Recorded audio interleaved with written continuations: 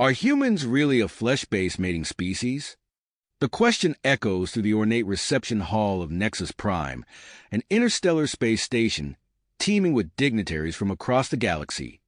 The words hang in the air, charged with accusation and disgust, as Ambassador Zirike of the Talaxian delegation points a trembling, iridescent blue finger at Austin James, the human diplomat at the center of the unfolding crisis. Moments earlier, Austin, a 32-year-old rising star in Earth's diplomatic corps, had reached for a drink, his hand accidentally brushing against the arm of Cora, Ambassador Zirike's daughter. The contact, fleeting and innocuous to human sensibilities, sends shockwaves through the gathered assembly. Cora, a vision of Talaxian beauty, with her shimmering blue skin and mesmerizing silver eyes, stands frozen, a mix of shock and curiosity playing across her delicate features. Her father, however, is anything but conflicted. His face contorts with rage as he bellows. This barbaric flesh modder must be removed from Nexus Prime immediately. The accusation cuts through the celebratory atmosphere like a plasma blade, instantly transforming the 50th anniversary gala of human-Talaxian relations into a powder keg of interspecies tension. Gasps and murmurs ripple through the crowd as dignitaries from a dozen worlds struggle to process the sudden turn of events. Security personnel, their uniforms a stark contrast to the glittering formal wear of the guests, move swiftly to surround Austin. The human diplomat raises his hands in a gesture of compliance, his mind racing to understand the magnitude of his misstep. As he's led away, Austin catches Cora's gaze. Her expression is conflicted, a hint of doubt clouding her silver eyes, suggesting she may not fully endorse her father's extreme reaction. In the wake of Austin's removal, chaos erupts. Human officials huddle in urgent consultation, their faces grave as they contemplate the potential collapse of half a century of careful diplomacy. Talaxian representatives gesticulate wildly, their luminescent skin flickering with patterns of outrage and disgust. News of the incident spreads through Nexus Prime at faster-than-light speeds. Within minutes, xenobiologists and cultural experts are summoned from their labs and offices, tasked with the unenviable job of explaining human physiology and mating practices to the affronted Talaxian delegation. As Austin is escorted to his quarters, now a de facto detention cell, the gravity of the situation weighs heavily on him. His promising career, built on years of dedicated service and natural charisma, teeters on the brink of ruin. But more than that, he realizes the future of human-Talaxian relations, and perhaps humanity's standing in the galactic community, now hangs in the balance. Through the viewport in his quarters, Austin watches the swirling nebula that serves as a backdrop to Nexus Prime. Its beauty is lost on him as his mind grapples with the cultural chasm he's unwittingly exposed. The Talaxians, with their energy-based reproduction, view physical contact as deeply taboo. To them, the very concept of flesh-based reproduction is as alien as it is repulsive. As the station's artificial day cycle dims to simulate evening, Austin paces his room, the enormity of the challenge ahead becoming clear. He must find a way to bridge this vast cultural divide, to educate the Talaxians about human biology without further offense, and somehow salvage the diplomatic relations he's been entrusted to nurture. But even as he contemplates strategies to clear his name and mend the rift between their species, Austin finds his thoughts repeatedly drawn to Cora. The memory of her silver eyes and the fleeting touch that sparked this crisis stirs something within him. He pushes the feeling aside, focusing instead on the task at hand. Little does he know, this incident is just the beginning of a journey that will challenge everything he thought he knew about diplomacy, biology, and the very nature of connection between sentient beings. As Austin stared out the viewport, his mind racing with potential solutions to the diplomatic crisis he had inadvertently caused, a sharp knock on the door broke his reverie. He turned to see Ambassador Maria Henderson enter, her face etched with concern. "James, we need to talk," she said, her voice tight. "The situation has escalated." Austin's stomach dropped. How bad is it, Ambassador? Henderson's eyes narrowed. The Talaxian government has issued an official protest. They're demanding your immediate deportation and a formal apology from Earth. The gravity of the situation hit Austin like a punch to the gut. He sank into a nearby chair, running a hand through his hair. This can't be happening, he muttered. It gets worse, Henderson continued. This incident has reignited centuries-old tensions between our species. The fundamental differences in our approaches to reproduction and physical intimacy have always been a point of contention, but your misstep has brought it all to the surface. Austin stood, pacing the room. His diplomatic training kicked in, and he began to formulate a plan. Ambassador, I think I have an idea. It's risky, but it might be our best shot at salvaging the situation. Henderson raised an eyebrow. I'm listening. I propose a crash course in Talaxian culture and biology. I'll immerse myself in their ways, learn everything I can about their physiology and social norms. Then, I'll request a formal audience with Ambassador Zirike to demonstrate my newfound understanding and apologize for my cultural faux pas. Henderson considered the proposal for a long moment. It's ambitious, James, and there's no guarantee it will work. But it's better than doing nothing, Austin pressed. We have to try something. After a heavy pause, Henderson nodded. All right, you have 72 hours. I'll assign Dr. Elias Morin, our lead xenobiologist, to oversee your education. Make it count, James. The future of human-Talaxian relations may depend on it. As Henderson left, Austin felt a mix of grit and trepidation. He had 3 days to become an expert on a species he had barely understood just hours ago. The next 3 days passed in a blur of intense study and practice. Dr. Morin, a brilliant scientist with thick glasses and a perpetually distracted air, guided Austin through the intricacies of Talaxian physiology and culture. The key to understanding Talaxians, Dr. Morin explained, projecting a holographic image of Talaxian anatomy, is their energy-based reproductive system. Physical contact, which we humans often take for granted, is an incredibly intimate act for them, reserved solely for reproduction.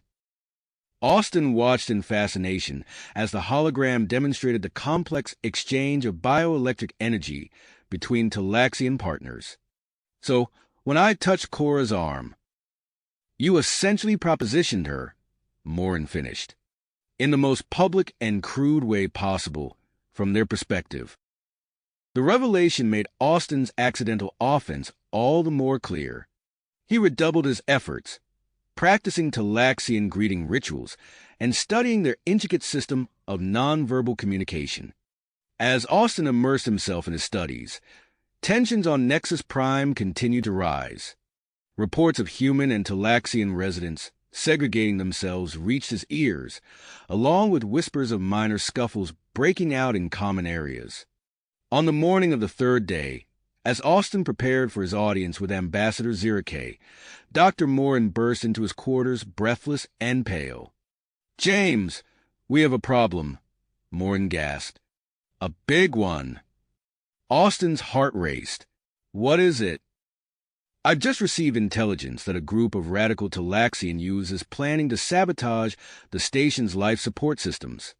They're outraged by the perceived insult to their culture and want to make a statement against the human presence here. The implications hit Austin like a tidal wave. If successful, the sabotage could endanger everyone on Nexus Prime and destroy any hope of salvaging human-Talaxian relations. When? Austin demanded. We're not sure, but soon. Possibly within the next few hours. Austin's mind raced. He had to prevent the sabotage, but he couldn't miss his audience with Ambassador Zirike. The diplomatic meeting was crucial to mending the rift between their species. Suddenly, an idea struck him. Cora, he muttered. What? Morin asked, confused. Ambassador Zirike's daughter, Austin explained. She seemed curious about humans, even after the incident. If I could reach out to her, maybe she could help us bridge the gap and stop this plot. Morin looked skeptical. That's a huge risk, James. Any contact with her could be seen as another offense. I know, Austin agreed, but we're out of options. I need to try. As Morin left to gather more information on the potential sabotage, Austin sat at his desk and began composing a carefully worded message to Cora. He knew he was walking a razor's edge, but the stakes were too high to play it safe. As he wrote, Austin couldn't help but recall Cora's mesmerizing silver eyes and the fleeting touch that had started this whole crisis. He felt a flutter in his chest, a growing attraction that both excited and terrified him. Austin pushed the feeling aside, focusing on the task at hand. There was no room for personal feelings in this delicate situation. With a deep breath, Austin sent the message, knowing that the next few hours would determine not only his fate, but potentially the future of human-Talaxian relations. As he stood to prepare for his audience with Ambassador Zirike, Austin steeled himself for the challenges ahead. The clock was ticking, and the fate of Nexus Prime hung in the balance. Austin's finger hovered over the send button, his heart pounding as he contemplated the potential consequences of his message to Cora. With a deep breath, he pressed down, sending the carefully crafted words into the digital ether. Now, all he could do was wait and hope. Turning his attention to the more immediate problem, Austin activated the environmental controls panel in his quarters. Drawing on his newly acquired knowledge of Talaxian communication methods, he began manipulating the lighting system. His fingers danced across the interface, creating subtle fluctuations in the illumination of Cora's quarters. The changes were imperceptible to most beings, but to a Talaxian, they would form a distinct pattern, a secret distress signal used only in the most dire circumstances. Austin hoped it would be enough to catch Cora's attention without alerting her father or other Talaxians. Minutes ticked by, each second feeling like an eternity. Austin paced his room, alternating between watching the door and glancing at the environmental control panel. Just as he was beginning to lose hope, a soft chime alerted him to an incoming message. Meet me in Maintenance Corridor J7. Come alone. The message was unsigned, but Austin knew it had to be from Cora. Slipping out of his quarters, Austin made his way through the labyrinthine passages of Nexus Prime. The station's usual bustle had given way to an eerie quiet, broken only by the occasional whisper or hurried footstep. The tension in the air was palpable, a stark reminder of the crisis at hand. As Austin rounded the corner into Corridor J7, he saw her. Cora stood in the shadows, her iridescent blue skin shimmering faintly in the low light. Her silver eyes darted nervously, scanning for any sign of discovery. "You came?" Austin said, his voice barely above a whisper. Cora nodded, her expression a mix of curiosity and apprehension. "Your signal. It was flawless. How did you learn our secret codes?" "I've been studying your culture intensively," Austin explained, taking a cautious step closer. "Cora, we don't have much time. There's a group of radical Talaxian youths planning to sabotage the station's life support systems. We need your help to stop them." Cora's eyes widened, her skin flickering with patterns of shock and disbelief. "That's impossible. No Talaxian would ever." "I know it's hard to believe," Austin interrupted gently, "but it's true. They're outraged by what happened at the gala. They see it as an opportunity to make a statement against the human presence here." As Austin spoke, he found himself drawn to Cora's mesmerizing gaze. The air between them seemed to crackle with an unseen energy. Suddenly, without warning, a surge of bioelectric energy arced between them. The sensation was unlike anything Austin had ever experienced. It was as if every nerve in his body had come alive at once, tingling with an otherworldly electricity. In that moment, he felt a flood of memories and emotions that were not his own. Cora's curiosity about humans, her secret fascination with their ways, her conflicted feelings about the incident at the gala. Cora gasped, her skin pulsing with vibrant patterns of surprise and wonder. What? What was that? She breathed, her voice trembling. Austin shook his head, trying to clear the dizzying rush of sensations. I don't know. Is that normal for Talaxians? No, Cora whispered, her eyes wide with amazement. That kind of energy transfer is only supposed to happen during our most intimate moments. It's never occurred with a non-Talaxian before. The implications of what had just transpired hung heavy in the air between them. Austin felt a connection to Cora that defied explanation, a bond forged in an instant that seemed to transcend species barriers. Pushing aside the confusing mix of emotions, Austin forced himself to focus on the task at hand. Cora, we need your help. Can you infiltrate the group of radicals? Find out their exact plans? Cora hesitated for a moment, then nodded resolutely. I'll do it. My status as the ambassador's daughter should allow me to get close to them without suspicion. Thank you, Austin said, relief washing over him. While you do that, I'll work with Dr. Morin to develop a non-lethal countermeasure, something that can incapacitate Talaxians without causing permanent harm. As they finalized their plan, Austin and Cora found themselves standing closer, drawn together by the lingering effects of their unexpected energy transfer. The air between them seemed charged with possibility and unspoken questions. Be careful, Austin said softly as they prepared to part ways. Cora's skin shimmered with a pattern that Austin now recognized as affection. You too, she replied, her silver eyes holding his gaze for a moment longer than necessary. As Cora slipped away into the shadows of the maintenance corridor, Austin felt a pang of worry mixed with something else, a growing attraction that both excited and terrified him. Pushing the feeling aside, he set off toward Dr. Morin's lab, his mind racing with plans and possibilities. The next few hours passed in a blur of activity. Cora, using her charm and status, successfully infiltrated the group of radical Talaxian youths. She listened intently as they discussed their plans, her heart racing as she realized the true scope of their intended sabotage. Meanwhile, Austin and Dr. Morin worked tirelessly in the laboratory, combining human technology with their knowledge of Talaxian physiology. Surrounded by holographic displays and complex equipment, they raced against time to develop a device that could neutralize the threat without causing lasting harm. As the deadline for both the diplomatic meeting and the planned sabotage drew near, the atmosphere on Nexus Prime grew increasingly tense. Security Chief Knack's voice crackled over the station-wide communication system, reporting escalating incidents of violence between humans and Talaxians. Austin's comlink buzzed with an incoming message from Cora. They're planning to use an energy-draining device to overload the main power grid, her voice came through, tight with urgency. It'll cause a cascading failure of all critical systems. We don't have much time. Glancing at the chronometer, Austin felt the weight of his impending decision.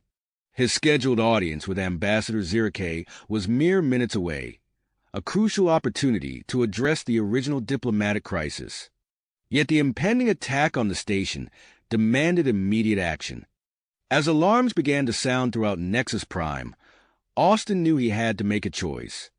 The fate of the station, the future of human-Talaxian relations, and his growing feelings for Cora all hung in the balance. With a deep breath, he prepared to make the most important decision of his career, and perhaps his life. Life! With a swift decision, Austin tapped his comlink. Chief Knack, this is James. We have a critical situation. I need a small team of your most trusted officers for a covert operation. Time is of the essence. Knack's gruff voice crackled through the device. Understood, James. What's the nature of the threat? Austin quickly briefed the security chief on the impending sabotage attempt. Knack, recognizing the gravity of the situation, agreed to provide support while maintaining plausible deniability. As Austin finalized plans with knack, Dr. Morin burst into the room, clutching a small device. "It's ready," he announced, holding up the prototype. "The bioelectric disruptor. It should incapacitate multiple Talaxians without causing permanent harm." Austin nodded, taking the compact device and concealing it beneath his formal diplomatic attire. Just then, his comm link chimed with an incoming message from Ambassador Maria Henderson. "Austin, there's been a change in plans," Henderson's voice came through, tension evident in her tone. "The Talaxian government has requested Cora's presence at the diplomatic meeting."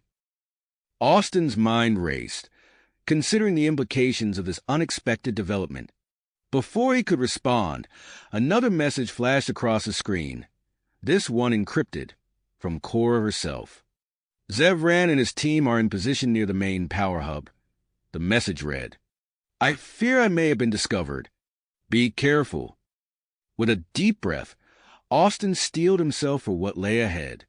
He made his way to the diplomatic chambers, hyper-aware of the bioelectric disruptor concealed beneath his clothing and the weight of responsibility on his shoulders.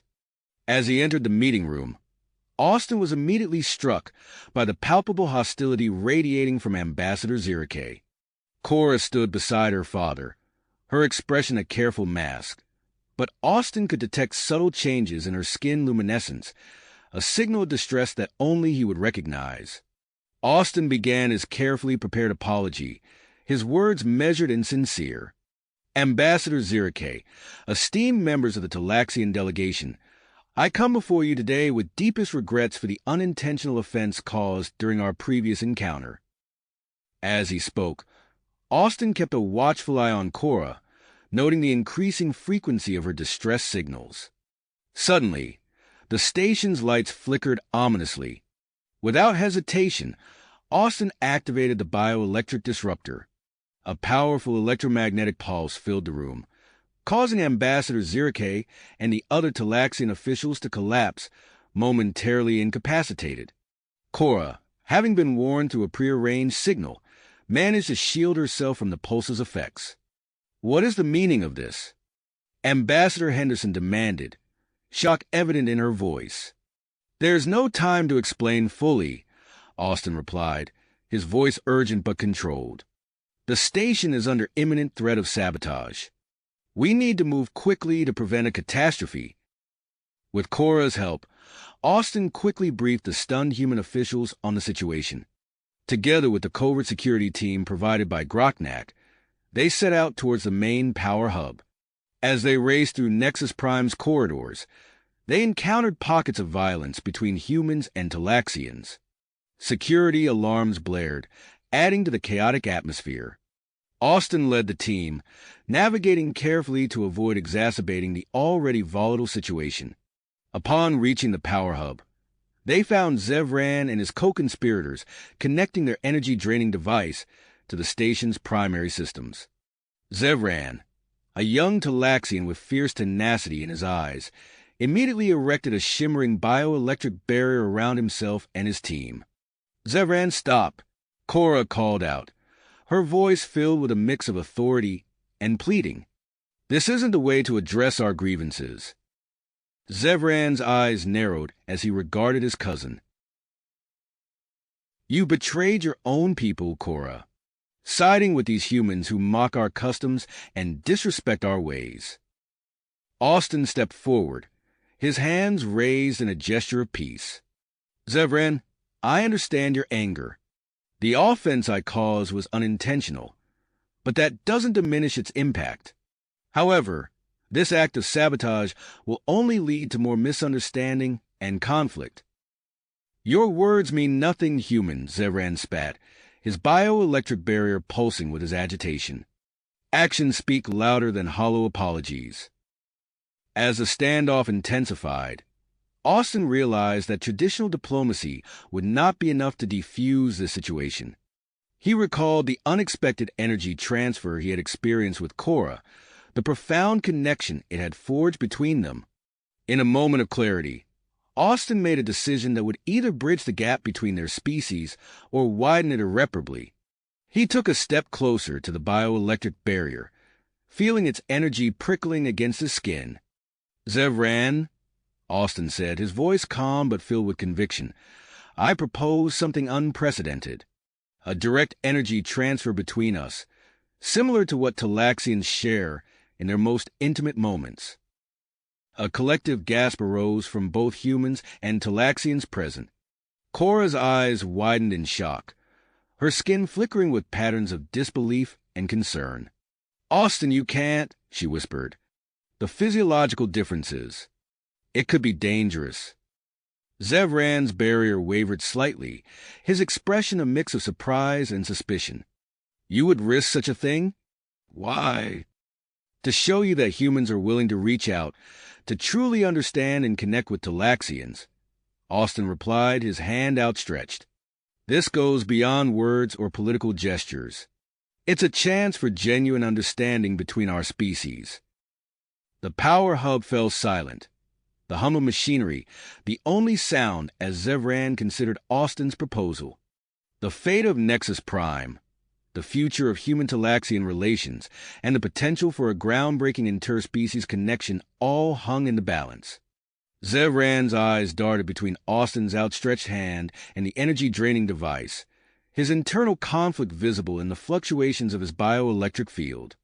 The air crackled with tension as everyone present held their breath, waiting to see if this bold gambit would lead to catastrophe or a new era of understanding. Understanding or a new era of conflict. Zevran's eyes locked on Austin's, searching for any sign of deception. The young Talaxian's hand hovered near Austin's outstretched palm, trembling slightly. The air crackled with tension as both humans and Talaxians watched, holding their breath. In a sudden motion, Zevran lunged forward, grasping Austin's hand. A brilliant flash of blue-white energy engulfed them, illuminating the power hub with an otherworldly glow. The onlookers shielded their eyes, gasping in shock as the energy pulsed and swirled around the two figures. As quickly as it began, the light faded. Austin and Zevran collapsed to the ground, their bodies limp and unmoving. "Austin!" Cora cried out, rushing to his side. She knelt beside him, her hands hovering uncertainly over his still form. The security team moved swiftly, securing Zevran and his co-conspirators while maintaining a wary distance from the fallen pair. Dr. Morin burst into the room, medical equipment in tow. He quickly assessed the situation, his eyes widening as he took in the readings from his handheld scanner. "Their vital signs are erratic," he announced, his voice tight with concern. "We need to get them to the medical bay immediately." As Austin and Zevran were carefully transported to the medical facility, news of the incident spread like wildfire through Nexus Prime. The station's corridors, once filled with the usual bustle of interspecies cooperation, now echoed with raised voices and the sound of angry confrontations. In the medical bay, Dr. Morin and his team worked tirelessly to stabilize their patients. Holographic displays flickered above each bed, showing a dizzying array of biometric data. The doctor's brow furrowed as he studied the readouts. "I've never seen anything like this," he muttered, gesturing to a colleague. "Look at these neural patterns. It's as if their brains are synchronizing somehow." Cora stood at the foot of Austin's bed, her skin pulsing with patterns of worry and fear. "Will they recover?" she asked, her voice barely above a whisper. Dr. Morin shook his head, uncertainty clear in his expression. "I don't know. This goes beyond anything in our medical records. The energy transfer has created some kind of neurological link between them. Their bodies are undergoing rapid physiological changes, adapting to each other's biology in ways we've never seen before." Outside the medical bay, Nexus Prime descended into chaos. Humans and Talaxians clashed in the streets, each side blaming the other for the escalating crisis. Security Chief Knack's voice boomed over the station-wide communication system, implementing emergency lockdown protocols. "Attention all residents of Nexus Prime," the chief's gruff voice announced. "Due to the current unrest, We are initiating a station-wide lockdown. All non-essential personnel are to return to their quarters immediately. Security teams will be deployed to maintain order. Any acts of violence or civil disobedience will be met with swift action. In the diplomatic chambers, Ambassador Zirake had regained consciousness, his face contorted with a mix of anger and confusion. I demand immediate action against the humans, he roared, pounding his fist on the conference table. This attack on my person and the sabotage attempt are clear acts of aggression. Ambassador Henderson, her face pale with stress, attempted to calm her Talaxian counterpart. Ambassador Zirake, please. We must approach this situation with caution. Our diplomat, Austin James, is also incapacitated. We need to understand what happened before taking any drastic measures. Zirake's eyes narrowed, his skin flashing with patterns of suspicion and rage. And what of my daughter? Her involvement in this incident must be explained. I want her placed under house arrest immediately while I consult with the Talaxian High Council. As days passed, the situation on Nexus Prime grew increasingly dire. Food shortages and power outages became commonplace as the station's resources were stretched to their limits. Earth's government, alarmed by the deteriorating conditions, began preparations to send a military task force, ostensibly to evacuate human residents if necessary. In the medical bay, Cora defied her father's orders, sneaking out of her quarters to visit Austin. As she approached his bed, she noticed something strange. The energy surrounding Austin and Zevran seemed to resonate with her own bioelectric field. Acting on instinct, she placed her hands on both of them, forming a three-way connection. A surge of energy coursed through their bodies, causing the medical equipment to spark and malfunction. Dr. Morin rushed into the room, his eyes wide with alarm. "What's happening?" he shouted over the noise of beeping monitors. Before Cora could respond, Austin and Zevran's eyes snapped open. They sat up in unison, gasping for air as if emerging from deep water. The energy surrounding them pulsed and swirled, gradually dissipating as they regained full consciousness. Austin looked down at his hands, flexing his fingers as small arcs of bioelectric energy danced between them. What happened to us?" he asked, his voice hoarse. Zevran touched his face, feeling the subtle changes in his bone structure. "I feel different," he said, his eyes meeting Austin's with a mix of confusion and wonder. As the three of them locked eyes, they realized that something profound had changed. Their minds were filled with a swirling mix of human and Talaxian memories, knowledge, and perspectives. They had become something entirely new, a bridge between two species that had once seemed irreconcilably different. Dr. Morin, recovering from his initial shock, approached the trio with a mix of scientific curiosity and caution. "This is unprecedented," he said, running a scanner over each of them in turn. "You've undergone some kind of biological merge. We need to study this immediately." As word of their awakening spread, both human and Talaxian scientific communities clamored for access to study this new phenomenon. Some saw it as a potential breakthrough in interspecies relations, while others viewed it with fear and suspicion. Austin, Cora, and Zevran sat together, their minds reeling from the implications of what had happened to them. They knew that their unique connection could be the key to bridging the gap between their species, but implementing such a radical change would not be easy. "We need to address the station," Austin said, his voice filled with newfound dedication. "If we can show them what's possible, maybe we can stop this conflict before it spirals out of control." Cora nodded, her skin shimmering with patterns of agreement and hope. "It won't be easy. There are those on both sides who will resist any change to the status quo." Zevran, his features now a subtle blend of human and Talaxian characteristics, stood up. "Then we'll have to convince them. We have a unique perspective now. We understand both sides in a way no one else can." As they prepared to make their way to the station's main auditorium, Dr. Morin burst into the room, his face pale with worry. "We have a problem," he said, his voice tight.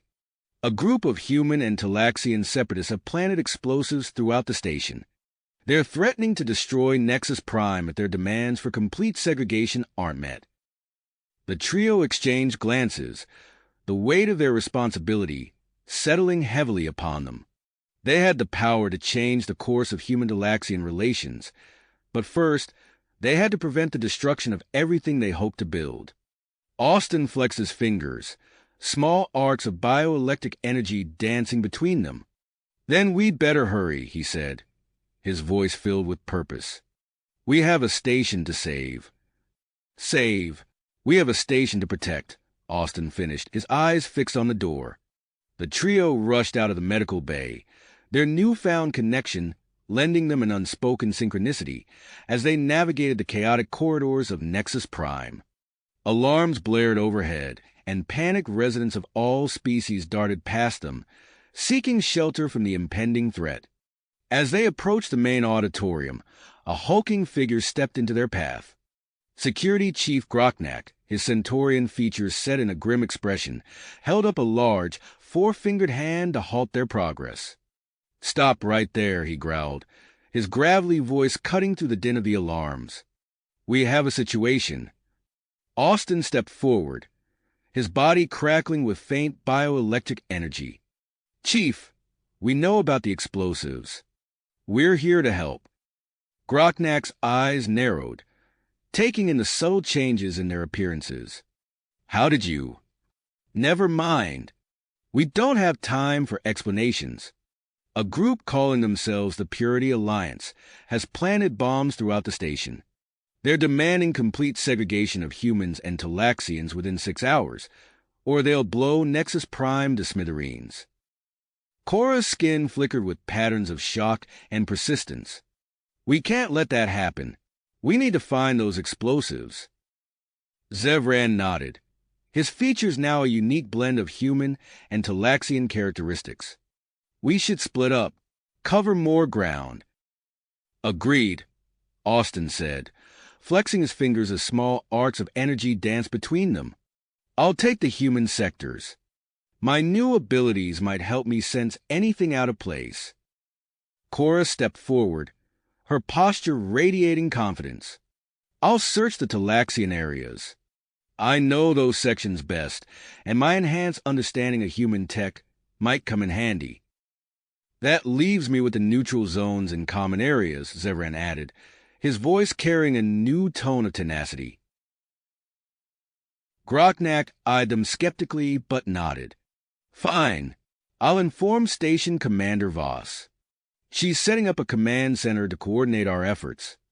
We'll dispatch mixed security teams to assist you." As the trio prepared to split up, Austin grabbed Cora and Zevran's hands, forming a brief three-way connection. A surge of energy passed between them, carrying unspoken words of caution and encouragement. They broke apart, each heading to their designated areas with purposeful strides. Austin made his way through the human sectors, his senses on high alert. The faint hum of electrical systems seemed amplified to his enhanced perception, and he could feel the subtle bioelectric fields of the panicked humans around him. As he passed a seemingly innocuous storage closet, a strange surge caught his attention. He pressed his hand against the door, closing his eyes to focus on the sensation. "There's something here," he muttered to himself, using his newly acquired skills to override the lock. The door slid open, revealing a hidden laboratory filled with complex equipment and ominous-looking devices. A figure stepped out from behind a console, his face a mask of cold dedication.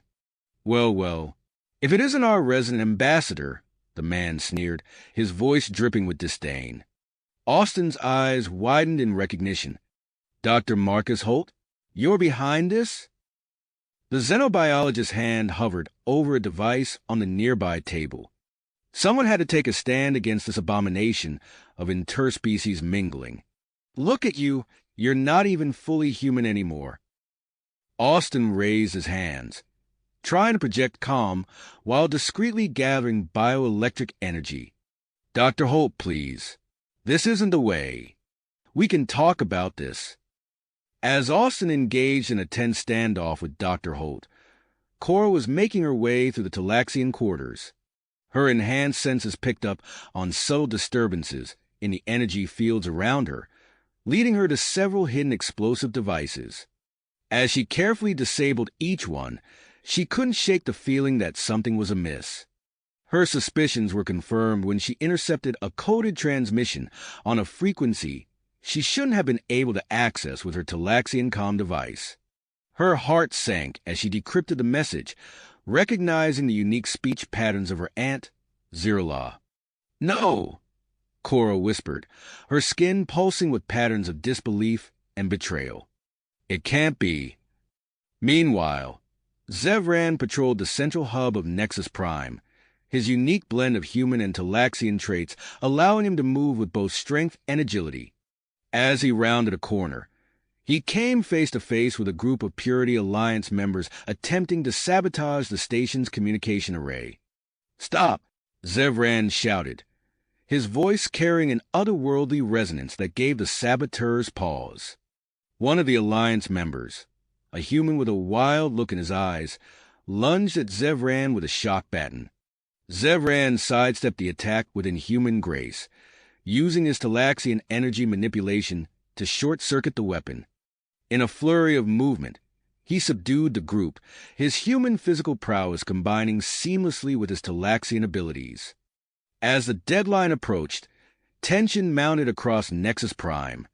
In the hidden laboratory, Austin continued his verbal sparring with Dr. Holt, all the while using his bioelectric abilities to subtly interfere with the detonator's signal. The xenobiologist's finger hovered dangerously close to the trigger, his willpower visibly wavering. "You don't understand what you've become," Holt spat, sweat beading on his forehead. "You're a threat to the purity of both our species." Austin took a cautious step forward. Or maybe with a bridge that both sides have been looking for. "Think about it, Doctor. The potential for scientific advancement, for true understanding between our species. It's all within our grasp." In the Talaxian embassy, Cora confronted her Aunt Zirla, their eyes locked in a battle of wills. "How could you do this?" Cora demanded, her voice trembling with emotion. "You've always preached the importance of our culture, our traditions. This goes against everything we stand for." Zirla's skin flickered with patterns of conflict and doubt. "Our way of life is being eroded, Cora. Can't you see that?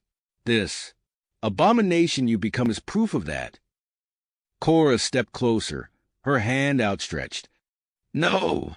And Zirla, "It's proof that we can adapt, that we can grow. Look at me. I understand humans in a way I never could before, but I'm still Talaxian. I'm still me." As the confrontations reached their peak, Zevran found himself in the heart of the station, facing the central hub of the explosive network. His hands moved with precision, human ingenuity guiding Talaxian energy manipulation as he worked to disarm the main detonator. Station Commander Alara Voss's voice crackled over the comm system. 2 minutes until the deadline. Status report, all teams. Zevran's fingers danced over the complex circuitry, sweat beading on his brow. "Almost there," he muttered, feeling the weight of countless lives resting on his shoulders. In the hidden lab, Dr. Holt made a desperate lunge for the manual detonator. Austin reacted instinctively, releasing a controlled burst of bioelectric energy that short-circuited the device. Holt collapsed to the ground, his grand plan literally fizzling out before his eyes. Cora's impassioned words finally broke through Zirla's willpower. With tears in her eyes, the older Talaxian revealed the final locations of the remaining explosives. "I'm sorry," she whispered, her skin pulsing with shame and regret. As the deadline ticked down to its final seconds, Zevran made the last connection, disarming the main detonator with a soft beep. He sagged against the console, relief washing over him. "It's done," he breathed into his calm. "The central hub is disarmed." Commander Voss's voice rang out across the station. All teams report success. The immediate threat has been neutralized. Stand down from high alert. As the tension began to dissipate, Austin, Cora, and Zevran regrouped at the command center. They exchanged tired but triumphant glances, their unique connection allowing them to share in each other's relief without words. Commander Voss approached them, her face etched with a mixture of gratitude and curiosity. I don't pretend to understand what's happened to you three, but there's no denying that you've saved countless lives today. Austin nodded, suddenly aware of the weight of their actions. Thank you, Commander, but our work isn't done yet. This crisis has only highlighted the deep-seated issues between humans and Talaxians on Nexus Prime. Cora stepped forward, her skin shimmering with commitment. We need to address the station's residents. Show them that cooperation isn't just possible, it's essential for our survival. Zevran agreed, his features set in a resolute expression. We have a unique perspective now. We can bridge the gap between our species in a way no one else can. Commander Voss considered their words for a moment before nodding. Very well. I'll arrange for a station-wide broadcast. But be prepared, news of your transformation has spread. You may face some resistance. As they made their way to the station's main auditorium, the trio could feel the weight of countless eyes upon them. Whispers followed in their wake, some filled with awe, others with fear and disgust. They exchanged glances, silently acknowledging the challenge that lay ahead. The auditorium doors loomed before them, beyond which lay the assembled residents of Nexus Prime. Human, Talaxian, and everything in between. Austin took a deep breath, feeling the energy coursing through his changed body. Ready? He asked, looking at his companions. Cora's skin flickered with patterns of nervousness and purpose. As we'll ever be. Zevran nodded, his features set in perseverance. Let's show them what true unity looks like. With a shared nod, they stepped forward, the doors sliding open to reveal a sea of faces, some curious, some hostile, all waiting to hear what these changed beings had to say. As they took their places on the stage, the future of human-Talaxian relations hung in the balance, with Austin, Cora, and Zevran standing at the precipice of a new era. As they took their places on the stage, the future of human-Talaxian relations hung in the balance, with Austin, Cora, and Zevran standing at the precipice of a new chapter in interspecies cooperation. The doors to the main auditorium slid open, revealing a sea of faces stretching to the far corners of the vast chamber. Austin's enhanced senses detected a palpable tension in the air, a mixture of fear, curiosity, and anticipation emanating from the assembled crowd. As they stepped forward, a commotion erupted outside the auditorium. Security Chief Knack's gravelly voice cut through the din. Make way! Clear a path! The trio turned to see a surge of people pressing against the entrance, their eyes wide with a mix of wonder and apprehension. Knack and his team formed a protective corridor, ushering Austin, Cora, and Zevran through the throng of onlookers. They're so different, a human woman whispered, her voice carrying in the sudden hush. Fascinating, a Talaxian scientist murmured, his skin flickering with patterns of intense curiosity. Once inside, they found themselves facing a capacity crowd of humans and Talaxians, the atmosphere thick with unease. Station Commander Ilara Voss stood at the podium, her authoritative presence commanding attention. Citizens of Nexus Prime, Voss began, her voice resonating through the chamber. We stand at a crossroads. These three individuals before you, Austin, Cora, and Zevran, have demonstrated extraordinary courage and sacrifice in preventing the destruction of our station. They're unique. Transformation has opened up new possibilities for human-Talaxian relations. As Austin stepped forward to speak, a surge of bioelectric energy coursed through his body. The microphone crackled and popped, sending a burst of static through the speakers. Gasps and murmurs rippled through the audience. I I apologize, Austin said, his voice barely audible without amplification. Cora swiftly moved to the control panel, her fingers dancing over the unfamiliar human technology with newfound expertise. Within seconds, the audio system hummed back to life. "Thank you all for coming," Austin began again, his voice now clear and steady. "What you see before you is not a threat, but a promise of what we can achieve together." As he spoke, Zevran moved to join his companions. Suddenly, a sharp pain shot through his leg, a muscle cramp seizing his partially human physiology. He stumbled, catching himself with a grimace that was part Talaxian stoicism, part human vulnerability. The audience watched, transfixed, as Austin and Cora instinctively moved to support their friend. The simple act of cooperation spoke volumes. "As you can see," Zevran said, his voice tight with discomfort but tinged with humor, "we're still adjusting. But that's the point, isn't it? Adaptation, growth, together." They took turns recounting the events that led to their transformation. Austin described the initial diplomatic incident, his words painting a vivid picture of cultural misunderstanding and unexpected consequences.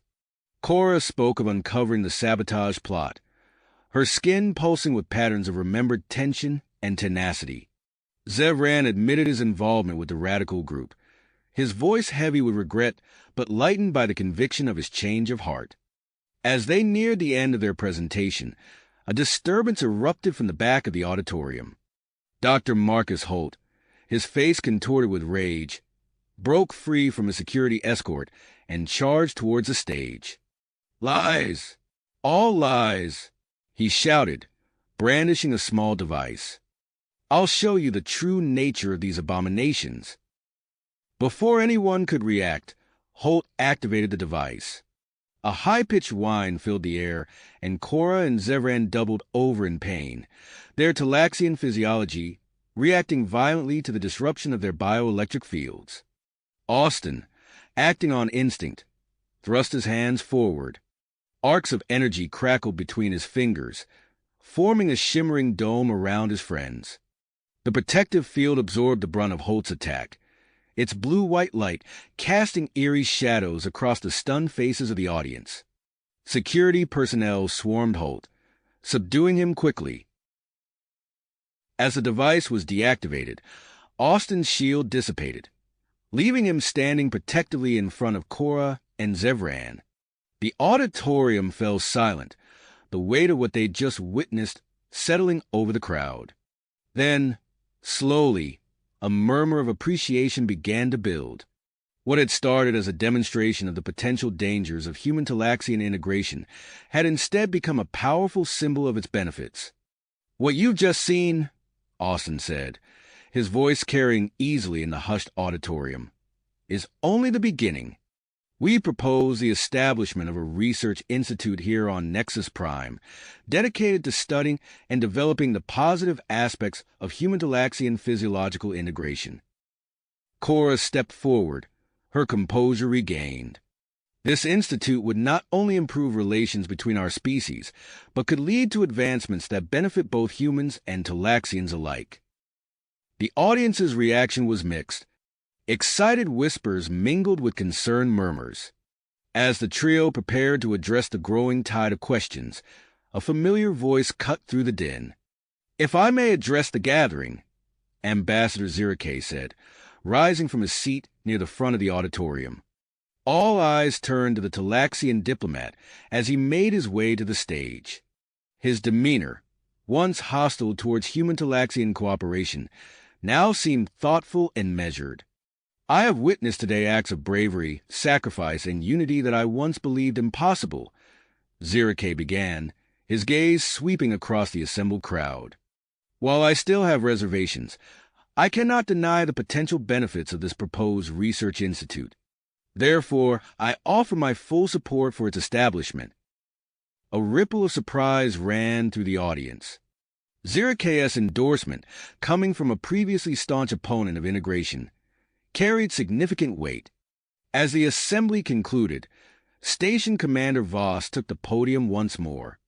In light of today's events and Ambassador Zirik's support, I am announcing the formation of a joint Human-Talaxian committee to oversee the development of the new research institute.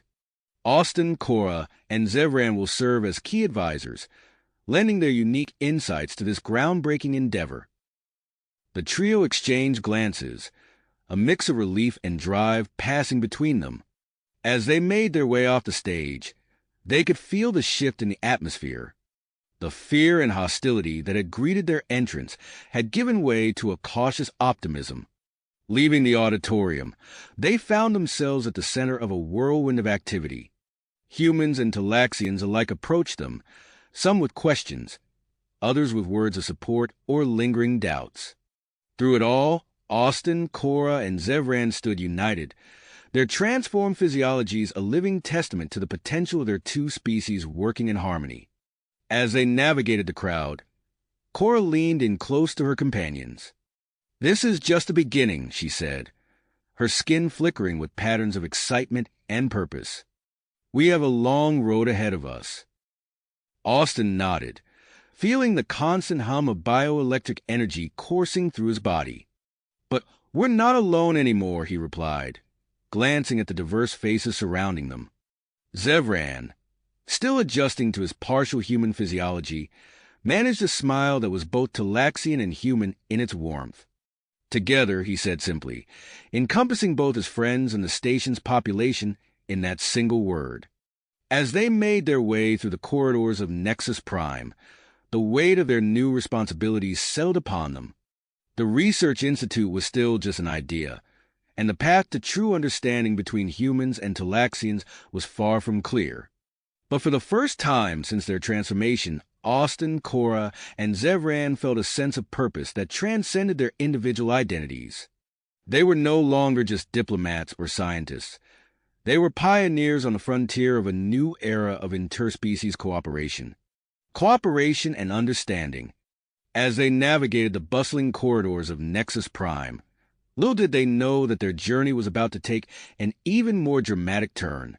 Within days of their groundbreaking address, the station was abuzz with activity. The newly formed Joint Human-Talaxian Committee wasted no time in establishing the framework for the pioneering Research Institute. A section of the station's science wing was hastily repurposed, transformed into a temporary facility equipped with state-of-the-art technology from both human and Talaxian design. Austin, Cora, and Zevran found themselves at the center of this whirlwind of change. As news of their unique physiological transformation spread throughout the galaxy, Nexus Prime became a hub of scientific interest. The station's docking bays were soon filled with ships from various species, each carrying researchers and diplomats eager to study the trio and explore the potential of human-Talaxian integration. Dr. Elena Reeves, a renowned human geneticist with piercing blue eyes and an air of quiet intensity, strode into the newly established lab. Her gaze swept over the equipment before settling on Austin, Cora, and Zevran. "Well," she said, a hint of excitement in her voice, "shall we begin?" The following weeks were a blur of tests, scans, and examinations. Dr. Reeves and her team worked tirelessly to understand the trio's transformed biologies. Austin found himself spending hours in a specialized chamber, his body connected to an array of sensors as he practiced manipulating bioelectric fields. During one such session, Austin felt a surge of energy building within him, stronger than anything he had experienced before. The air crackled with electricity, and suddenly, the equipment around him began to spark and smoke. "Everyone back!" Dr. Reeves shouted, her eyes wide with alarm. Without thinking, Austin thrust his hands outward. A shimmering dome of blue-white energy expanded from his palms, enveloping the malfunctioning equipment and the nearby researchers. The sparks and smoke dissipated harmlessly against the bioelectric shield. As the shield faded, Austin lowered his arms, breathing heavily. The lab fell silent, all eyes fixed on him in awe. "That was unexpected," Dr. Reeves said, breaking the silence. She glanced at her datapad, which was buzzing with incoming information. and extremely informative. Unbeknownst to Austin, a group of military observers had witnessed the incident from an adjacent observation room. Their hushed conversations were filled with speculation about the combat potential of such abilities. Meanwhile, Cora found herself grappling with her own evolving physiology. Her once purely Talaxian skin now displayed a complex interplay of human and Talaxian characteristics. During a strength test, she surprised herself by effortlessly lifting a weight that would have challenged even the strongest human. As Cora set down the weight, a lab assistant approached her. "Ambassador Zirike requests a private meeting with you," he said, his voice low. Cora nodded, her skin flickering with patterns of curiosity and apprehension. She found Zirike waiting in a small conference room, his expression unreadable. "Father," she began, but Zirike held up a hand. "Cora," he said, his voice heavy with emotion, "I need you to understand the complexity of our situation." He paused, gathering his thoughts. The Talaxian High Council is divided. Some see this research as a path to advancement, while others... He trailed off, his skin pulsing with patterns of concern. "They fear it will dilute our culture," Cora finished, understanding dawning on her. Zirike nodded solemnly. "We must tread carefully." As if in response to the growing tensions, a group of conservative Talaxian scientists arrived on Nexus Prime the following day. Led by Dr. Vexlor, a stern-faced Talaxian with deep-set eyes, they demanded to conduct their own studies on the trio. Zevran, still struggling to reconcile his new partial human physiology with his Talaxian identity, volunteered to undergo additional tests with Dr. Vexlor's team. As he followed the Talaxian scientists to their makeshift lab, he caught Austin's worried gaze. "I'll be fine," Zevran assured him, but Austin's frown only deepened. The situation on Nexus Prime grew more complex with each passing day. A human extremist group calling themselves the Terran Purists launched a virulent propaganda campaign against the Research Institute. Their messages, filled with fear-mongering rhetoric about the threat to human purity, began to circulate among the more isolated human colonies. Station Commander Alara Voss found herself facing mounting pressure from all sides. In response to the growing unrest, she implemented stricter security measures. Armed personnel became a common sight in the station's corridors, their presence a constant reminder of the delicate balance that now existed on Nexus Prime. Amidst the chaos, Austin and Cora found moments of solace in each other's company. Their shared experiences had forged a deep connection between them, transcending their biological differences. One evening, as they stood together in the station's observation deck, gazing out at the stars, Austin felt a familiar tingle of bioelectric energy where their hands touched. Cora's skin shimmered with patterns of affection and uncertainty. "Austin," she began, her voice soft, "what are we doing?" Before Austin could respond, the station's comm system crackled to life. "Austin, Cora, Zevran." Commander Voss's voice rang out, tight with urgency. "Report to the main conference room immediately." Exchanging worried glances, Austin and Cora hurried to answer the summons. They found Zevran already waiting outside the conference room, his expression grim. "Do you know what this is about?" Austin asked, but Zevran merely shook his head.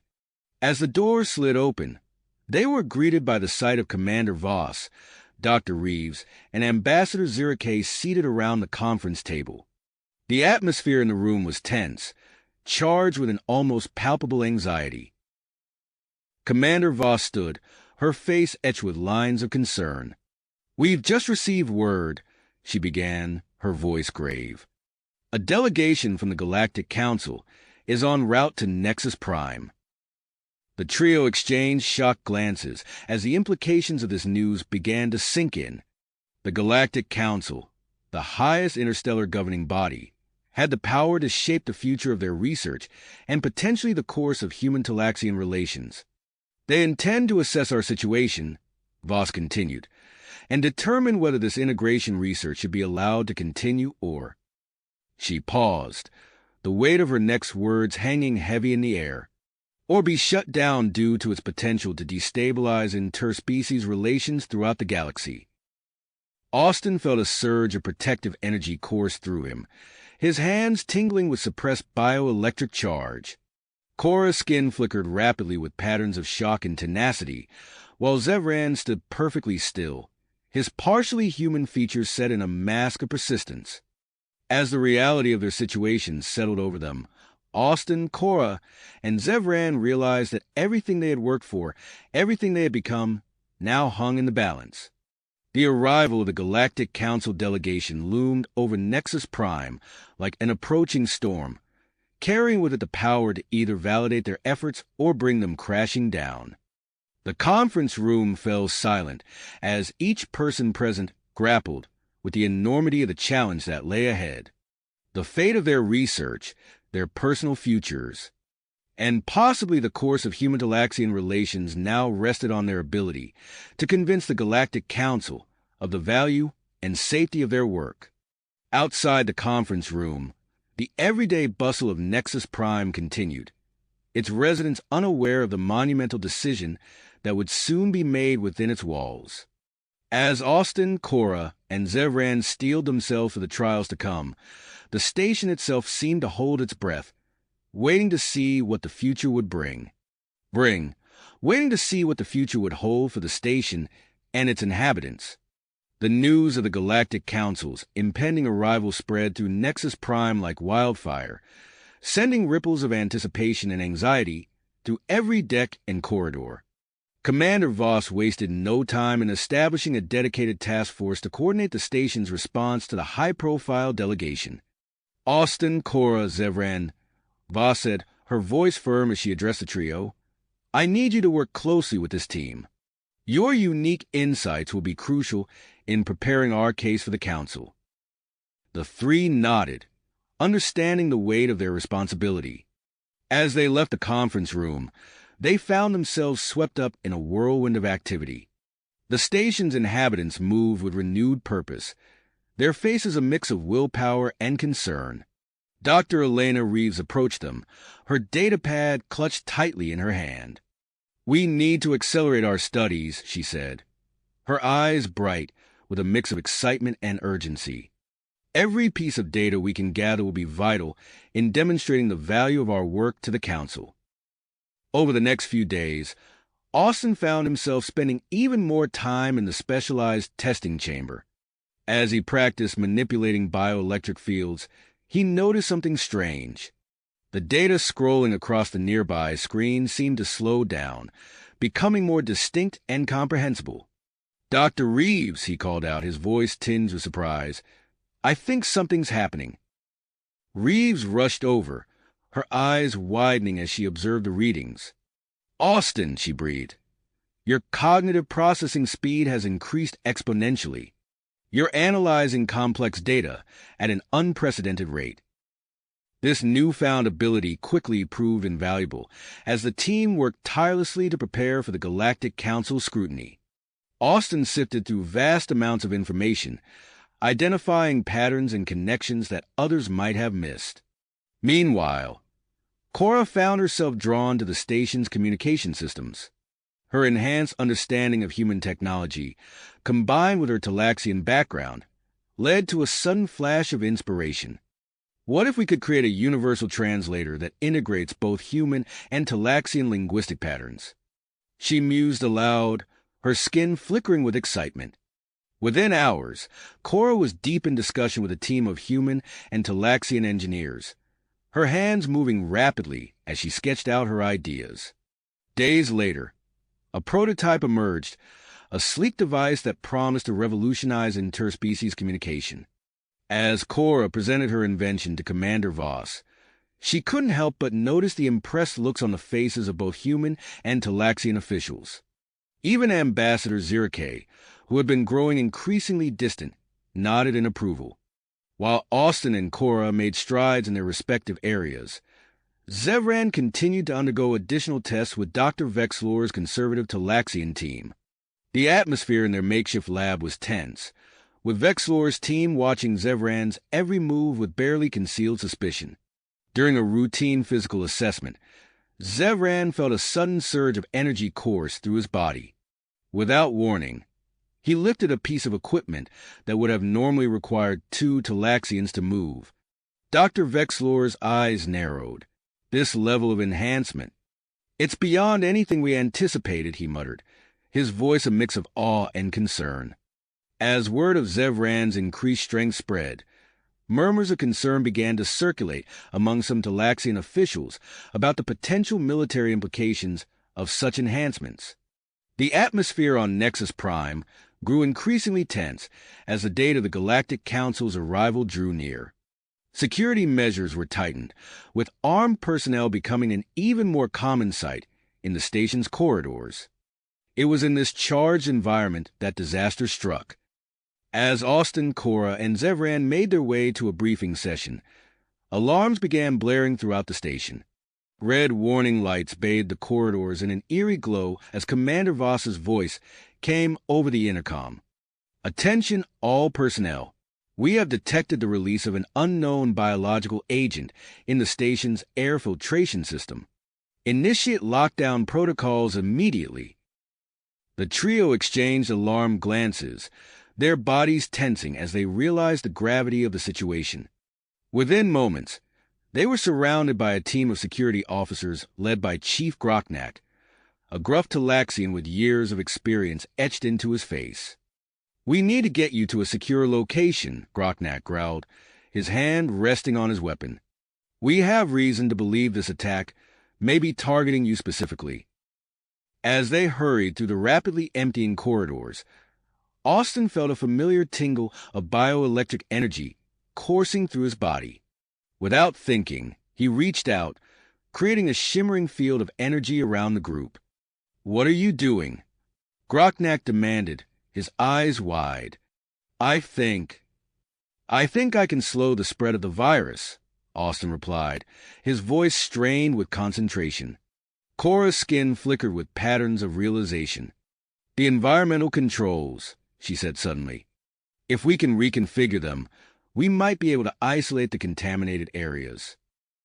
As the station descended into chaos around them, Austin, Cora, and Zevran found themselves once again at the center of a crisis that threatened not just their own lives, but the future of human-Talaxian relations.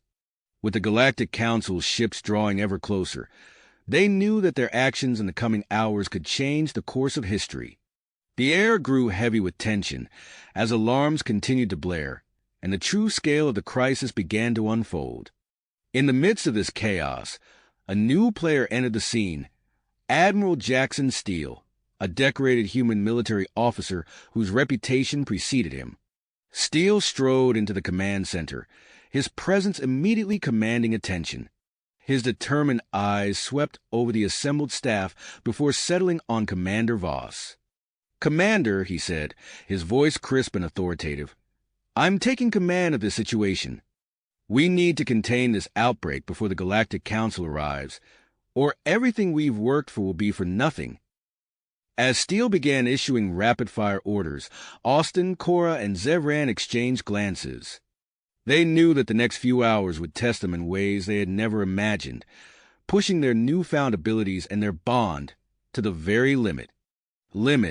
As Austin, Cora, and Zevran steeled themselves for the challenges ahead, Dr. Reeves burst into the command center, her face flushed with a mix of excitement and urgency. "Commander Voss, Admiral Steele," she called out, clutching a datapad tightly. "We've made a breakthrough. We believe we can synthesize a cure for the engineered virus, but it's going to require a complex combination of human and Talaxian biotechnology." The room fell silent as the implications of her words sank in. Admiral Steele stepped forward, his eyes narrowing. "What's the catch, Doctor?" Dr. Reeves hesitated for a moment before responding. "The process will push the limits of our combined scientific knowledge. And," she paused, her gaze shifting to Austin, Cora, and Zevran, "we'll need test subjects, preferably those who have already undergone physiological changes." Without hesitation, Austin stepped forward. "We'll do it," he said, gesturing to Cora and Zevran. "We're the best candidates, and we understand the risks." Cora's skin flickered with patterns of agreement, while Zevran nodded solemnly. Commander Voss looked at them with a mix of pride and concern. "Are you absolutely certain? This treatment could potentially reverse your unique physiological changes." "We are," Cora replied, her voice steady. "If it means saving Nexus Prime and preserving what we've built here, it's worth the risk." Within hours, a secure medical bay had been prepared for the procedure. As Austin lay on the biobed, he could feel the nervous energy radiating from the medical team. Dr. Reeves approached, a hypo spray in her hand. "This might be uncomfortable," she warned as she pressed the device against his neck. The moment the cure entered his system, Austin felt as if his body had been set ablaze. He gritted his teeth, fighting against the urge to cry out. Beside him, Cora's skin flashed with rapid patterns of distress, while Zevran's muscles visibly tensed.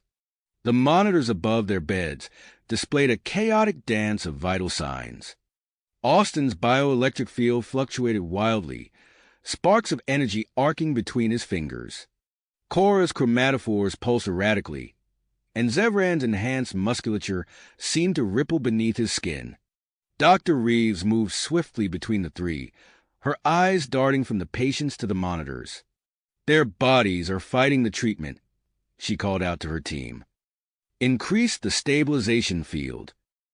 As the procedure continued, Austin felt his connection to the bioelectric energy that had become a part of him begin to weaken. He reached out instinctively, trying to grasp the familiar tingle of power, but it slipped away like water through his fingers. Cora let out a soft gasp as her ability to manipulate her skin patterns became more difficult.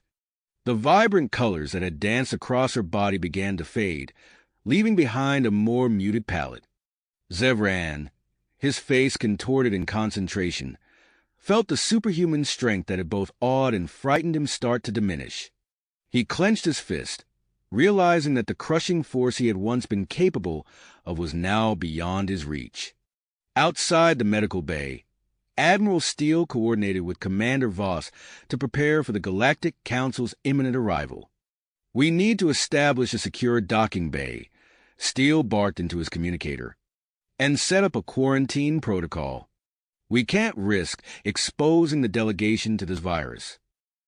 Commander Voss nodded, her fingers flying over a control panel. "Understood, Admiral. I've already instructed Security Chief Knack to deploy a mixed team of human and Talaxian officers to guard key areas of the station." As the station buzzed with activity, news of the crisis spread like wildfire across the galaxy. Media outlets from dozens of species began broadcasting updates from Nexus Prime, their transmissions painting the station as the epicenter of a potential interstellar incident. In the midst of this chaos, Ambassador Zirke made an unexpected appearance in the medical bay. His eyes widened as he took in the sight of Austin, Cora, and Zevran undergoing the grueling treatment. I had no idea," he murmured, his usually composed demeanor slipping. Then, squaring his shoulders, he turned to Dr. Reeves. "I want to undergo the enhancement process." Dr. Reeves blinked in surprise. "Ambassador, are you sure? The risks are necessary," Zirke interrupted. "If we're to prove the value of this project to the Galactic Council, they need to see that even those in positions of authority are willing to embrace change." As Zirke prepared for his own procedure, Dr. Vexlor entered the medical bay, his expression a mix of concern and grit. "Dr. Reeves," he called out, "I believe I can help her find the cure. There are elements of traditional Talaxian medicine that might improve its efficacy." The two scientists quickly fell into a rapid exchange of ideas, their previous animosity forgotten in the face of the current crisis. As they worked, the monitors tracking Austin, Cora, and Zevran's vital signs began to stabilize. Slowly, agonizingly, the trio began to show signs of recovery. Austin's bioelectric field, while weaker than before, stopped its erratic fluctuations. Korra's skin settled into a more stable pattern, and Zevran's breathing eased as his body adjusted to its new state. As they regained consciousness, they realized that while some of their enhanced abilities had diminished, they hadn't entirely reverted to their original states. It was as if their bodies had found a new equilibrium, a perfect balance between their original forms and their enhanced selves. Just as they were beginning to process these changes, an alert sounded throughout the station. The Galactic Council delegation had arrived. Arbitrator Xanthor, a towering Centaurian known for his impartial judgment, stepped onto Nexus Prime. His 4 eyes scanned the assembled greeting party, taking in the mix of humans and Talaxians working side by side. "I understand there's been a situation," he rumbled, his voice deep and resonant. "I would like to speak with these test subjects immediately." Despite their weakened state, Austin, Korra, and Zevran knew they had to face this challenge. As they made their way to the conference room, they passed by windows that offered a view of the vast expanse of space. The sight reminded them of how far they'd come, and how much further they still had to go. The doors to the conference room slid open, revealing Arbitrator Xanthor and his delegation. Austin took a deep breath, steadying himself for what was to come. As they stepped into the room, he couldn't help but feel that this moment would define not just their future, but the future of human-Talaxian relations, and perhaps the very fabric of interspecies cooperation in the galaxy. As they approached the conference room doors, Dr. Elena Reeves suddenly intercepted them, her face etched with a mix of excitement and concern. "Wait," she said, her voice low and urgent. "There's something you need to know before you go in there."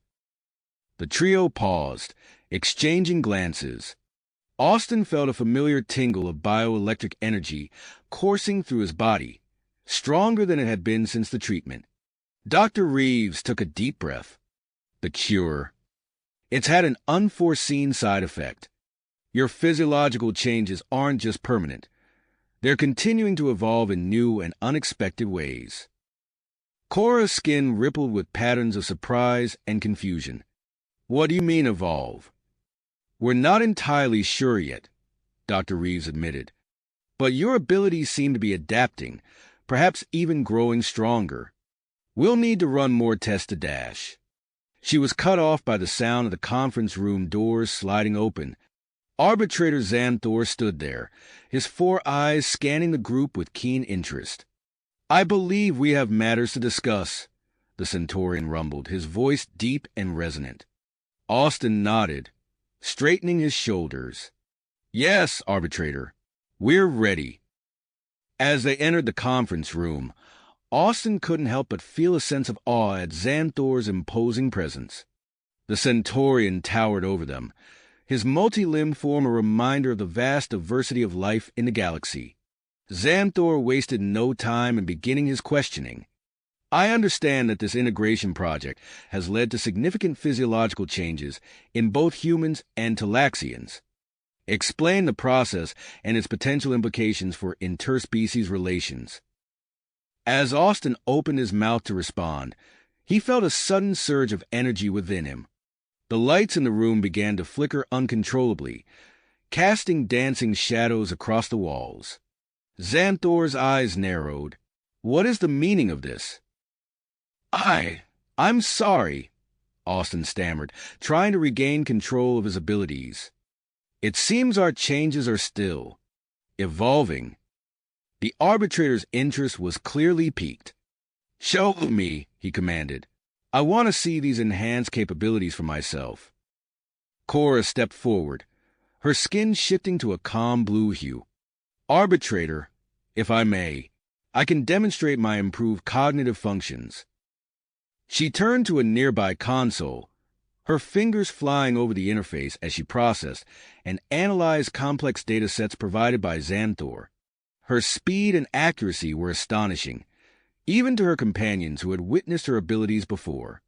Zevran, not to be outdone, showcased his enhanced physical attributes through a series of strength and agility tests. He lifted objects that would have been impossible for a normal Talaxian, and moved with a grace that belied his muscular frame.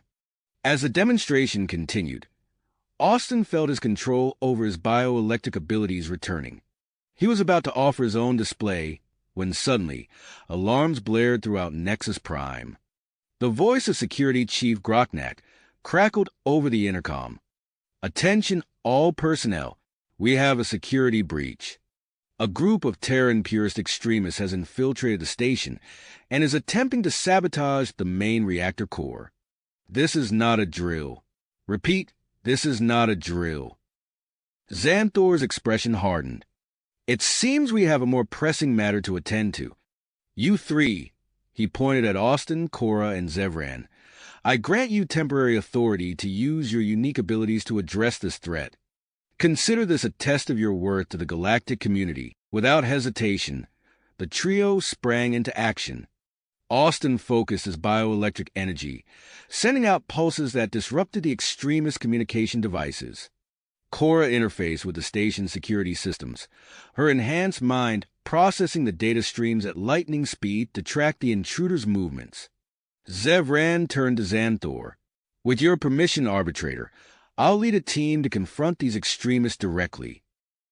The Centaurian nodded his approval, and Zevran rushed out of the room, his enhanced muscles propelling him at incredible speed.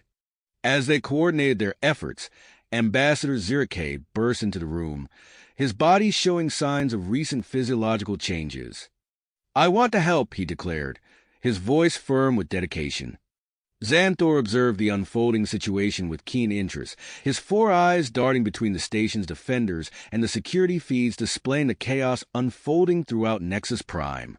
Suddenly, a new alert sounded. Dr. Reeves' voice came over the intercom, her tone urgent. "Warning, the extremists have released a potent neurotoxin into the ventilation system. All personnel, initiate emergency protocols immediately." Austin felt his heart race as he realized the gravity of the situation. They weren't just fighting to protect the station anymore. They were in a race against time to save every life aboard Nexus Prime. As Cora worked feverishly to isolate the affected areas, and Austin used his bioelectric field to create barriers against the toxin spread, they could hear the sounds of combat echoing through the station. Zevran and his team were engaged in a fierce battle with the Terran purists, led by a fanatical human named Victor Graves.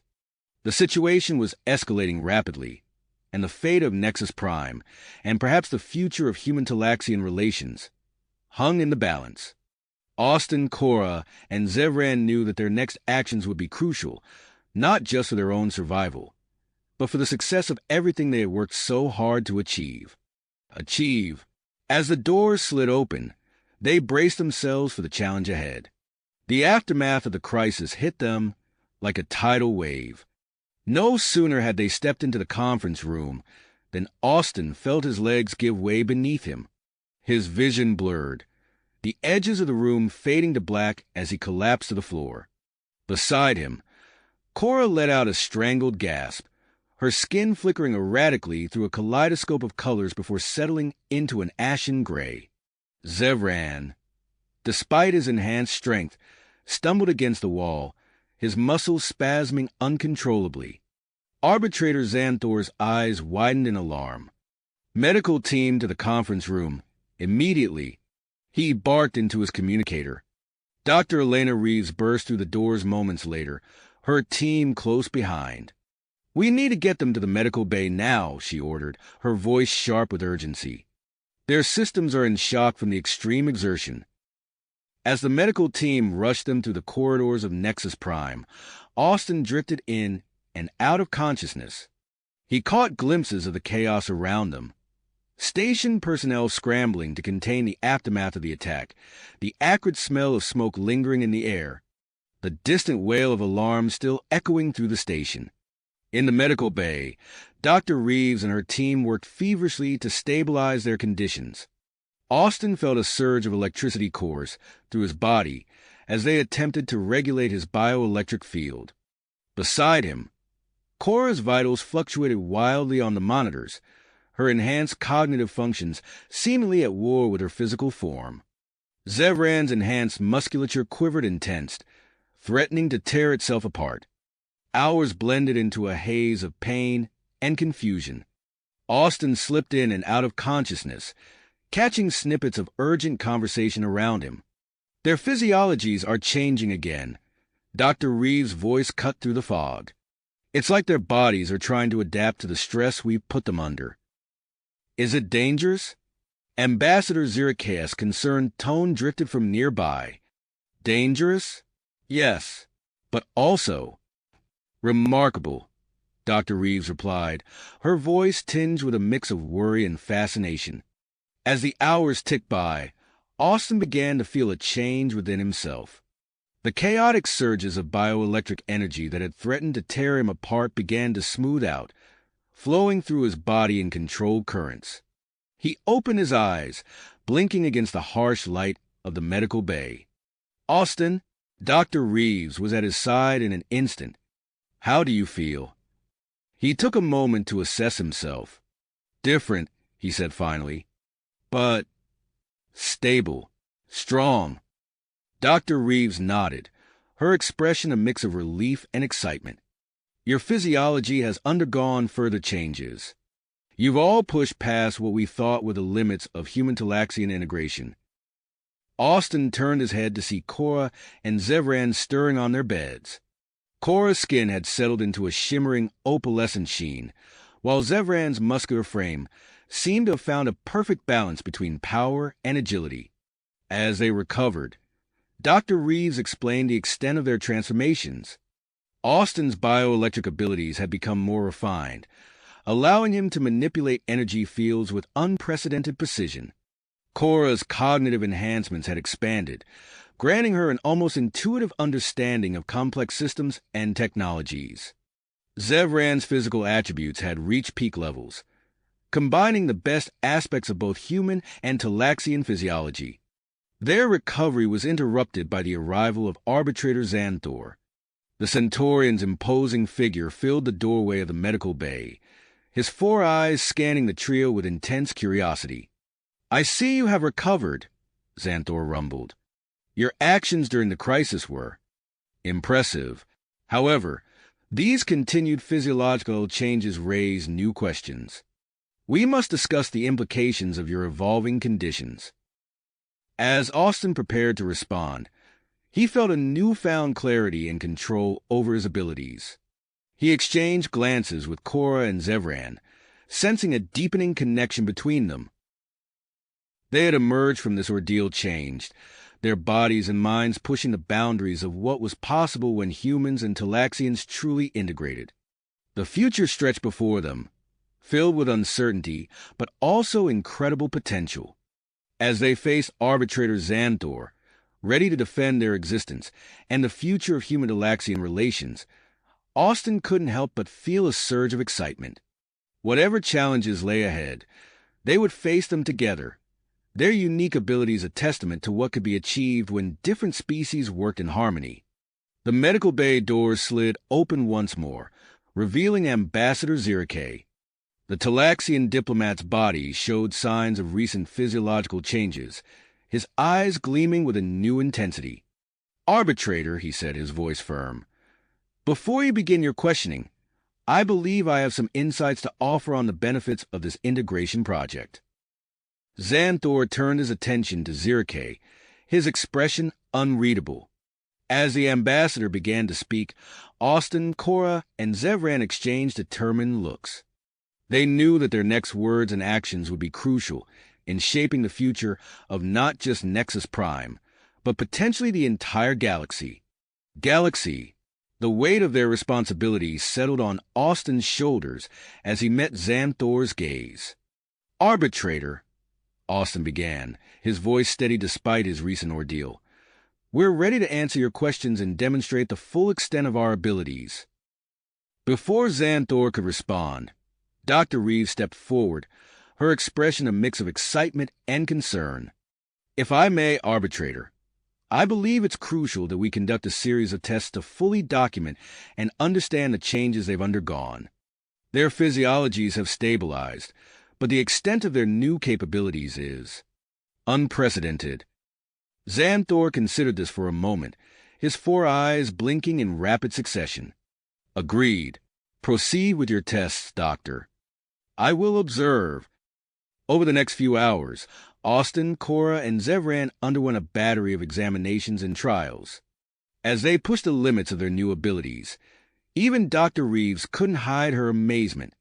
Austin stood in the center of a specially designed chamber, his body crackling with bioelectric energy. With a look of intense concentration, he extended his hands, and to the astonishment of all present, a shimmering shield of pure energy materialized before him. As he refined his control, the energy coalesced into more complex shapes, a set of stairs, a bridge, even a rudimentary tool that resembled a wrench.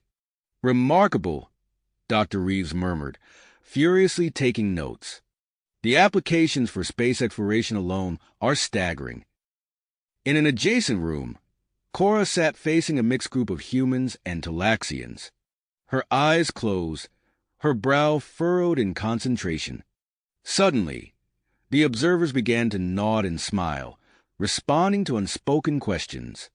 She's communicating telepathically, Ambassador Zirke exclaimed, his eyes wide with wonder. With both species simultaneously. Zevran's demonstration was perhaps the most visually striking. In a reinforced testing chamber, he stood before a firing range of various weapons. As the first volley of shots rang out, his body seemed to solidify, the projectiles bouncing harmlessly off his dense form. Moments later, at Dr. Reeves' command, he appeared to fade, becoming almost translucent. A barrage of energy beams passed straight through him, leaving him unharmed. As the test concluded, Station Commander Alara Voss entered the medical bay, her face etched with concern. "Dr. Reeves, a word?" she said, gesturing to a quiet corner. The two women spoke in hushed tones, but Austin's enhanced hearing picked up fragments of their conversation. Security protocols. Potential threats. Overzealous researchers. Commander Voss turned to address the room. "In light of recent events and these new developments, I'm implementing stricter security measures for your protection." She nodded to a tall, seasoned-looking human officer who had entered behind her. "This is Captain Marcus Holt. He'll be heading your personal security detail." Captain Holt stepped forward, his posture rigid and professional. "My team and I will ensure your safety and privacy during your time on Nexus Prime," he stated, his voice carrying the weight of years of experience. Arbitrator Xanthor, who had observed the demonstrations with keen interest, now addressed the group. "I must say, I am impressed by what I've seen. The potential applications of these abilities are significant." He paused, his alien features unreadable. "However, I require more formal demonstration, something that will truly showcase the practical benefits of this integration project." As if on cue, the lights in the medical bay flickered, and a low rumble shook the floor. Alarms blared throughout the station, and Commander Voss's communicator crackled to life. "Commander," a panicked voice called out, "we're experiencing a massive power surge. The artificial gravity systems are malfunctioning across multiple sectors." Without hesitation, Austin sprang into action. He closed his eyes, reaching out with his bioelectric senses to feel the chaotic energy flows coursing through the station. With a grunt of effort, he extended his hands, projecting a stabilizing field of energy that enveloped the medical bay and the surrounding areas. The rumbling ceased, and the disorienting sensation of fluctuating gravity vanished. Around them, they could hear the sounds of confusion and panic from other parts of the station, but within Austin's field, all remained calm and stable. Arbitrator Xanthor's eyes widened, all four of them fixed on Austin. "Impressive," he rumbled. "Most impressive indeed." As the station's engineering teams worked to restore normal operations, Ambassador Zirke seized the moment. "Arbitrator, esteemed colleagues," he began, his voice filled with passion, "what we've witnessed here today is just a beginning. I propose we establish a permanent research facility here on Nexus Prime, dedicated to studying and developing human-to-Laxian hybridization techniques. The ambassador's words sparked an immediate debate among those present. Austin, still maintaining his gravity field, caught snippets of the discussion. Words like revolutionary, dangerous, and ethical considerations floated around the room. As the immediate crisis passed, and Austin lowered his energy field, he found himself locked in a gaze with Cora. Her opalescent skin seemed to shimmer with an inner light, and he felt a pull towards her that transcended their shared experiences. Without a word, Cora smiled, and Austin knew she had sensed his thoughts. Zevran, noticing the exchange between his two companions, turned away abruptly. His enhanced muscles tensed, and for a moment he seemed to flicker between solidity and intangibility, a physical manifestation of his inner turmoil. Dr. Reeves, ever observant, made a mental note to address the psychological impact of their changes. As she watched the trio, Austin and Cora drawing closer, Zevran isolating himself, she knew that their journey was just getting started.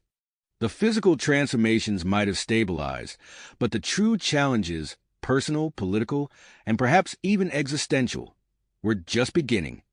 As the debate about the future of human-to-Laxian integration raged on around them, Austin, Cora, and Zevran stood at the center of a storm that would reshape not just their lives, but potentially the future of interspecies relations throughout the galaxy. The next steps they took would be crucial, and as they prepared to face whatever challenges lay ahead, they knew that they would face them together, for better or for worse. Worse, the fate of their project, and perhaps the future of human-to-Laxian relations, hung in the balance. As the debate in the medical bay continued, a new presence made itself known. The door slid open, revealing a woman with an aura of authority that immediately commanded attention. Senator Helena Reeves had arrived on Nexus Prime. "Quite the commotion you've caused here," she said, her eyes scanning the room before settling on Austin, Cora, and Zevran. "I hope I'm not interrupting anything too critical." Commander Voss stepped forward. "Senator Reeves, we weren't expecting you so soon. Welcome to Nexus Prime." The senator nodded, her gaze still fixed on the trio. "When I heard about the recent developments, I decided my presence was needed sooner rather than later." She approached Austin, studying him with keen interest. "So, you're the ones pushing the boundaries of human-to-Laxian integration. I must say, I'm intrigued." Austin felt a mix of anticipation and unease under the senator's scrutiny. He exchanged glances with Cora and Zevran, sensing their shared apprehension. "Senator," Dr. Reeves interjected, "perhaps we should move this discussion to a more appropriate venue. These individuals have just undergone significant physiological changes and dash." "Of course, Doctor," Senator Reeves interrupted smoothly. "But I believe a more public venue might be in order. I'd like to see these enhanced abilities in action." Zevran perked up at this, his earlier isolation forgotten. "A demonstration? I'd be honored to show you what we can do, Senator." Cora placed a hand on Zevran's arm. "Are you sure that's wise? We're still adjusting to these changes." "I agree with Cora," Austin added. "We don't fully understand the extent of our abilities yet." Senator Reeves smiled, a glint of ambition in her eyes. "All the more reason to put them to the test.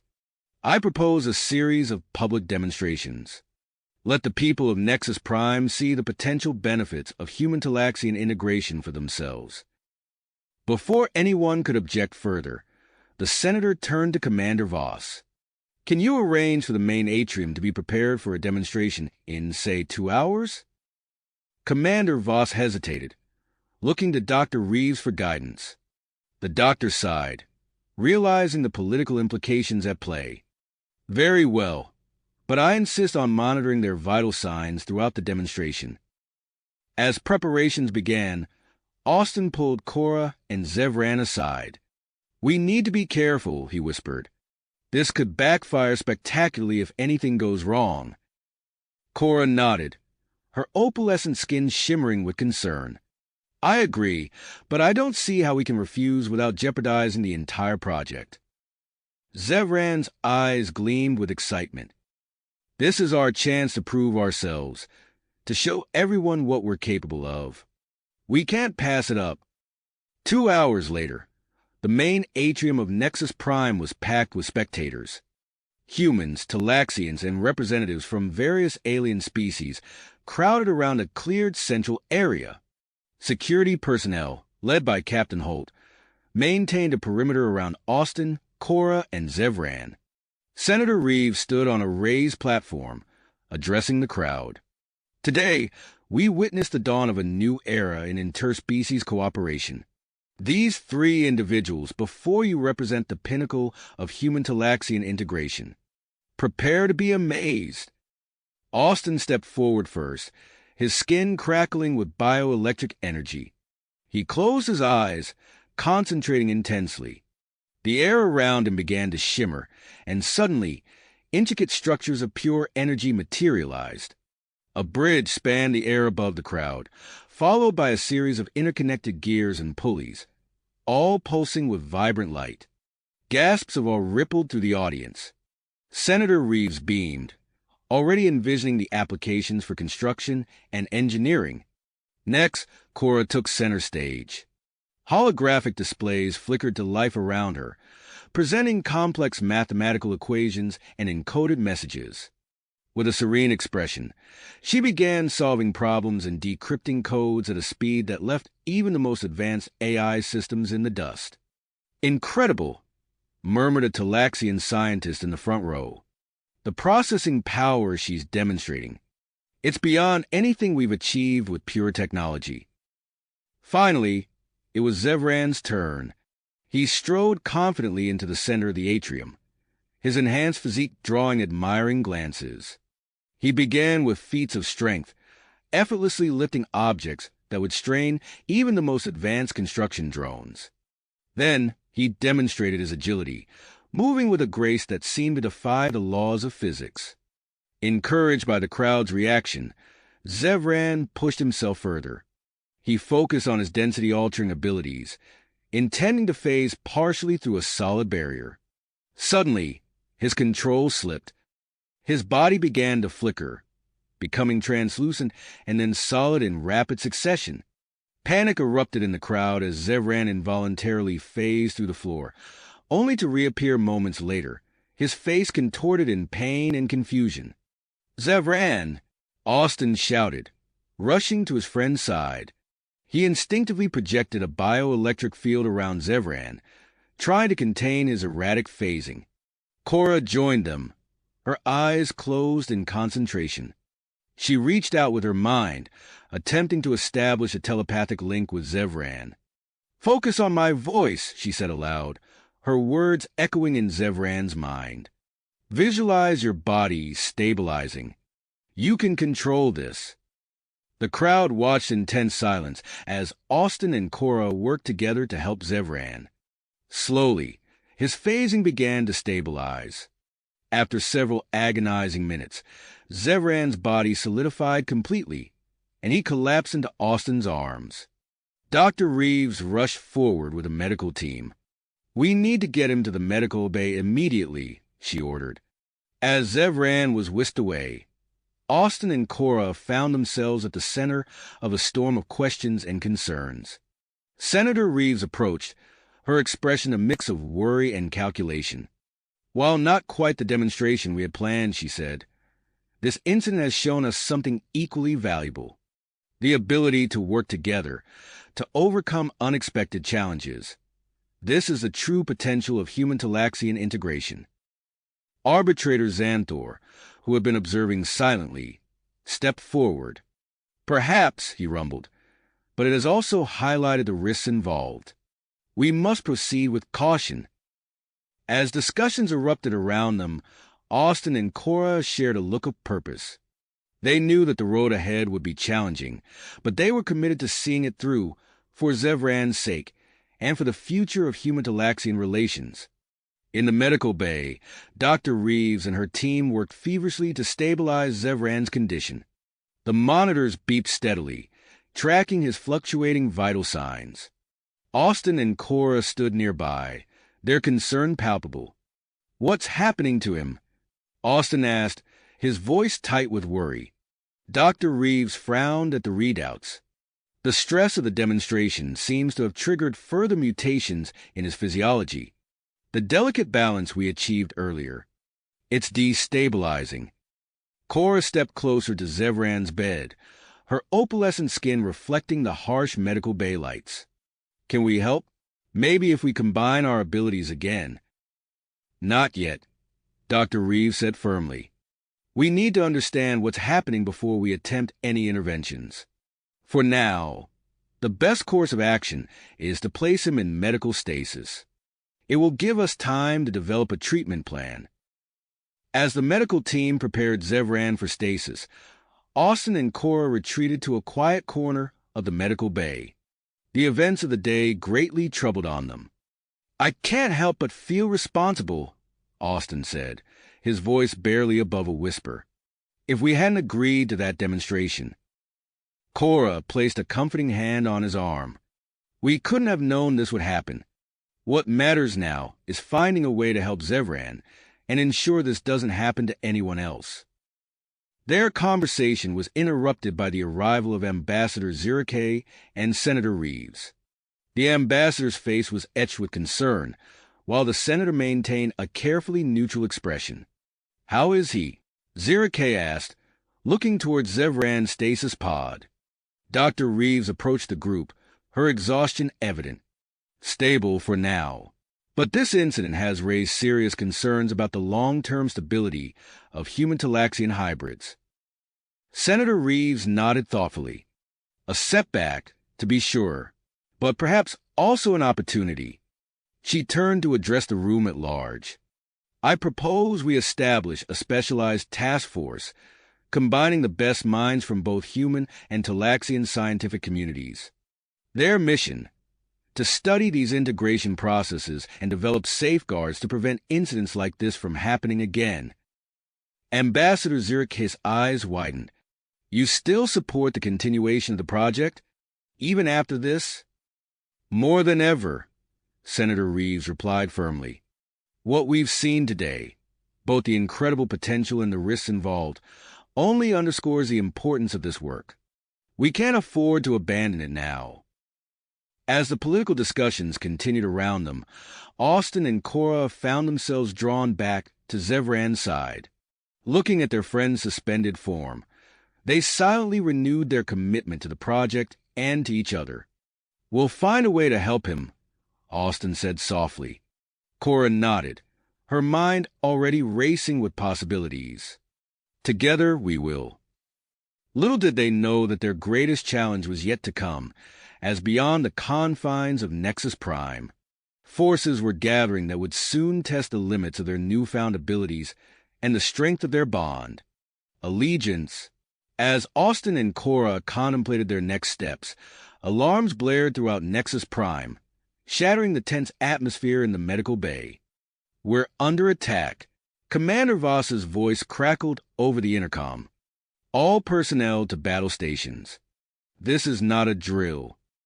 Austin and Cora exchanged a determined look. Without hesitation, they sprinted towards the command center, their enhanced physiology allowing them to move at incredible speeds through the station's corridors. As they burst into the command center, they were met with a scene of controlled chaos.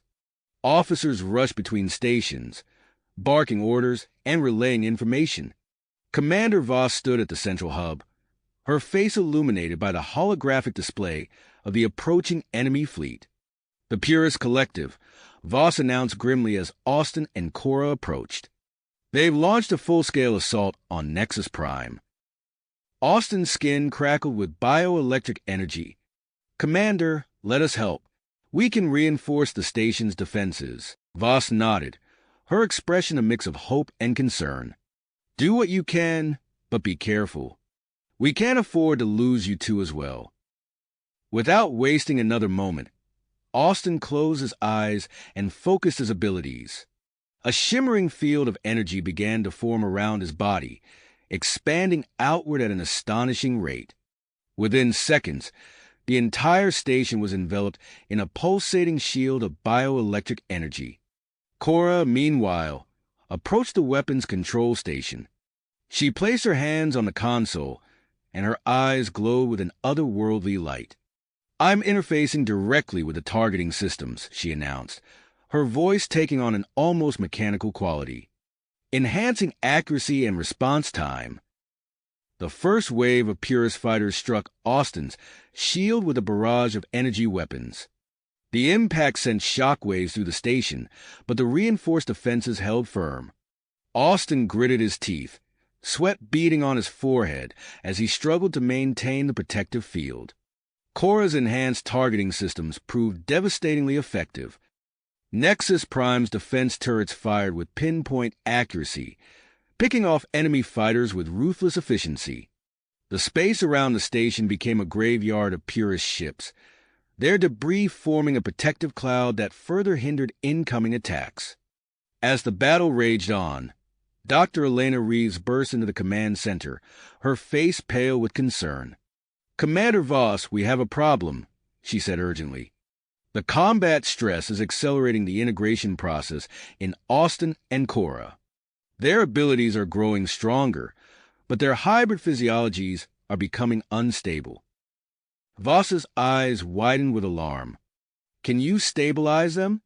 Dr. Reeves shook her head. "Not without taking them off the front lines. If they continue like this, they could face the same complications as Zevran." Before Voss could respond, Security Chief Grocknack's voice came over the comm system.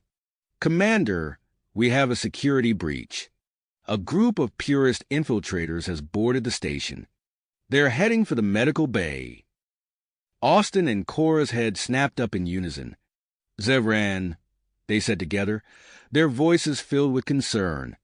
Commander Voss hesitated for a moment, torn between the need to defend the station and the urgency of protecting their vulnerable comrade. "Go," she finally said to Austin and Cora.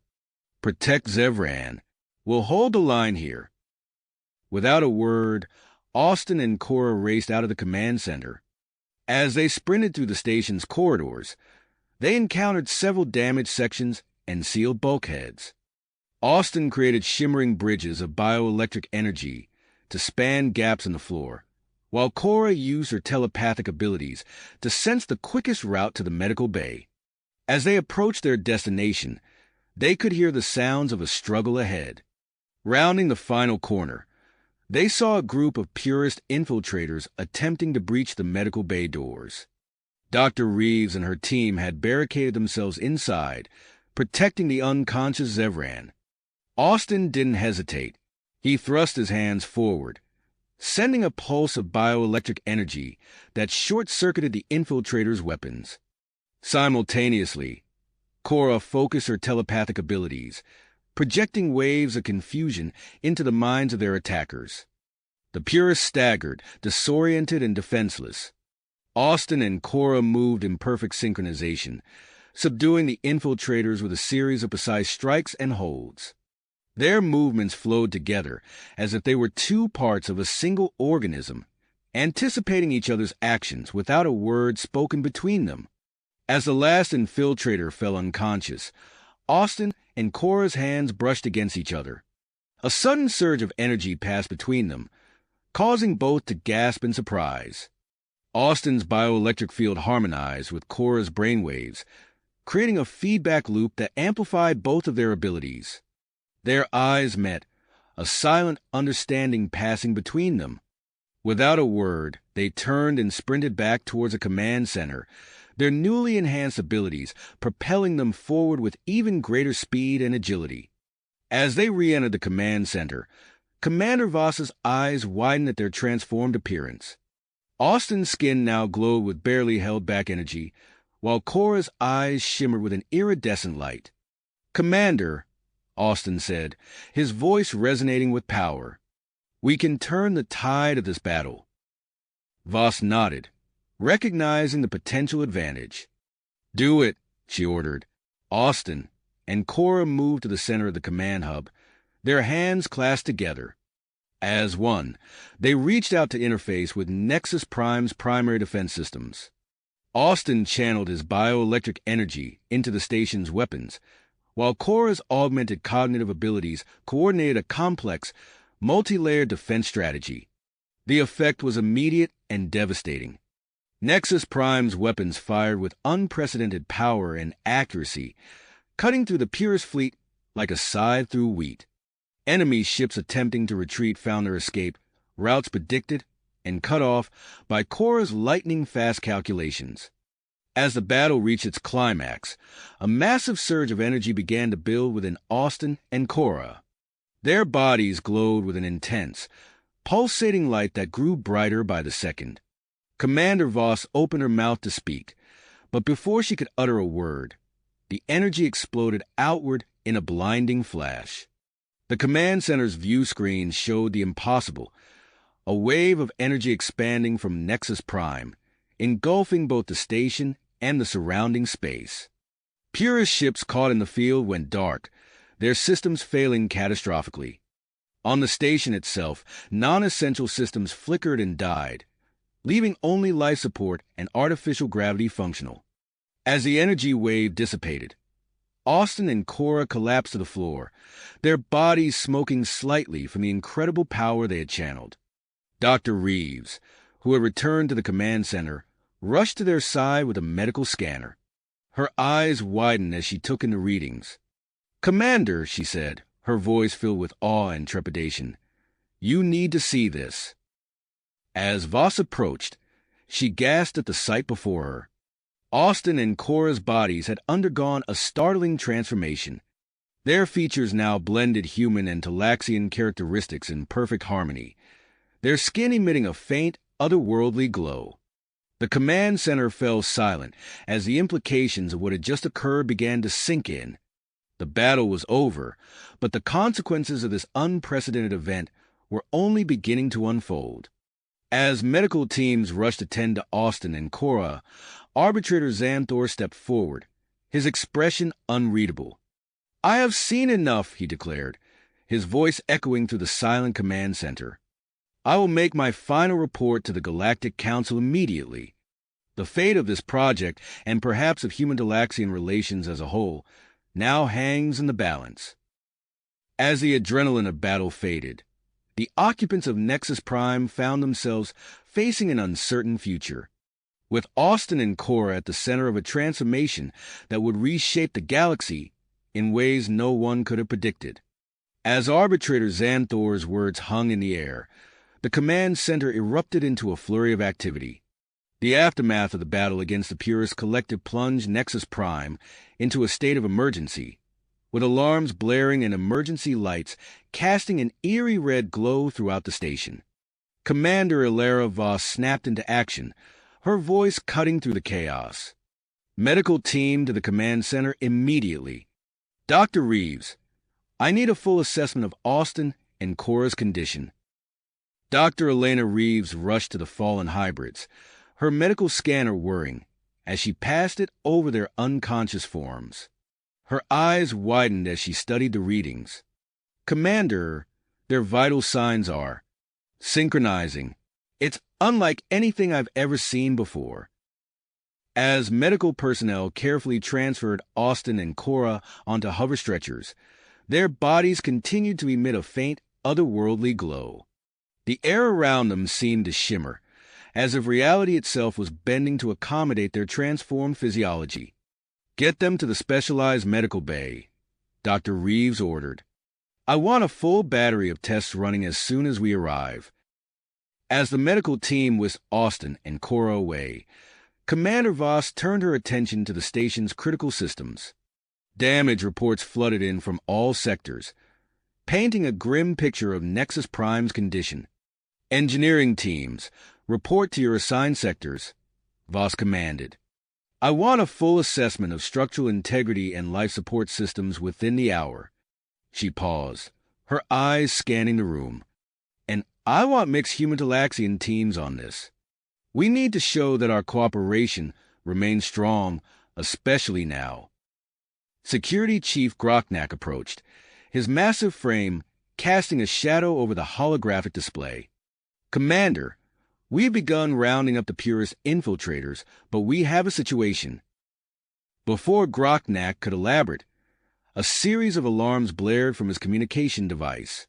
His eyes narrowed as he processed the incoming information. One of the prisoners has escaped during transport. Marcus Vale, a human extremist. He's armed and heading towards the medical bay. Commander Voss's face hardened. "Lock down all routes to the medical sector. Knack, take a team and hunt this fanatic down. We can't let him near our people." As knack nodded and moved to assemble his team, Ambassador Zirke approached Senator Helena Reeves. "Senator, we need to get ahead of this situation. The political fallout from this attack could undo years of progress." Senator Reeves nodded, her mind already racing with potential strategies. "Agreed. We'll draft a joint statement condemning the Purist Collective and reaffirming our commitment to human-Talaxian cooperation. We need to present a united front." As they worked on their statement, strange reports began filtering in from across the station. In areas where Austin and Cora had used their abilities during the battle, unusual phenomena were occurring. Engineering teams reported increased conductivity in metal structures, while the hydroponics base saw inexplicable accelerated plant growth. Dr. Reeves, monitoring the situation from the medical bay, frowned as she analyzed the data.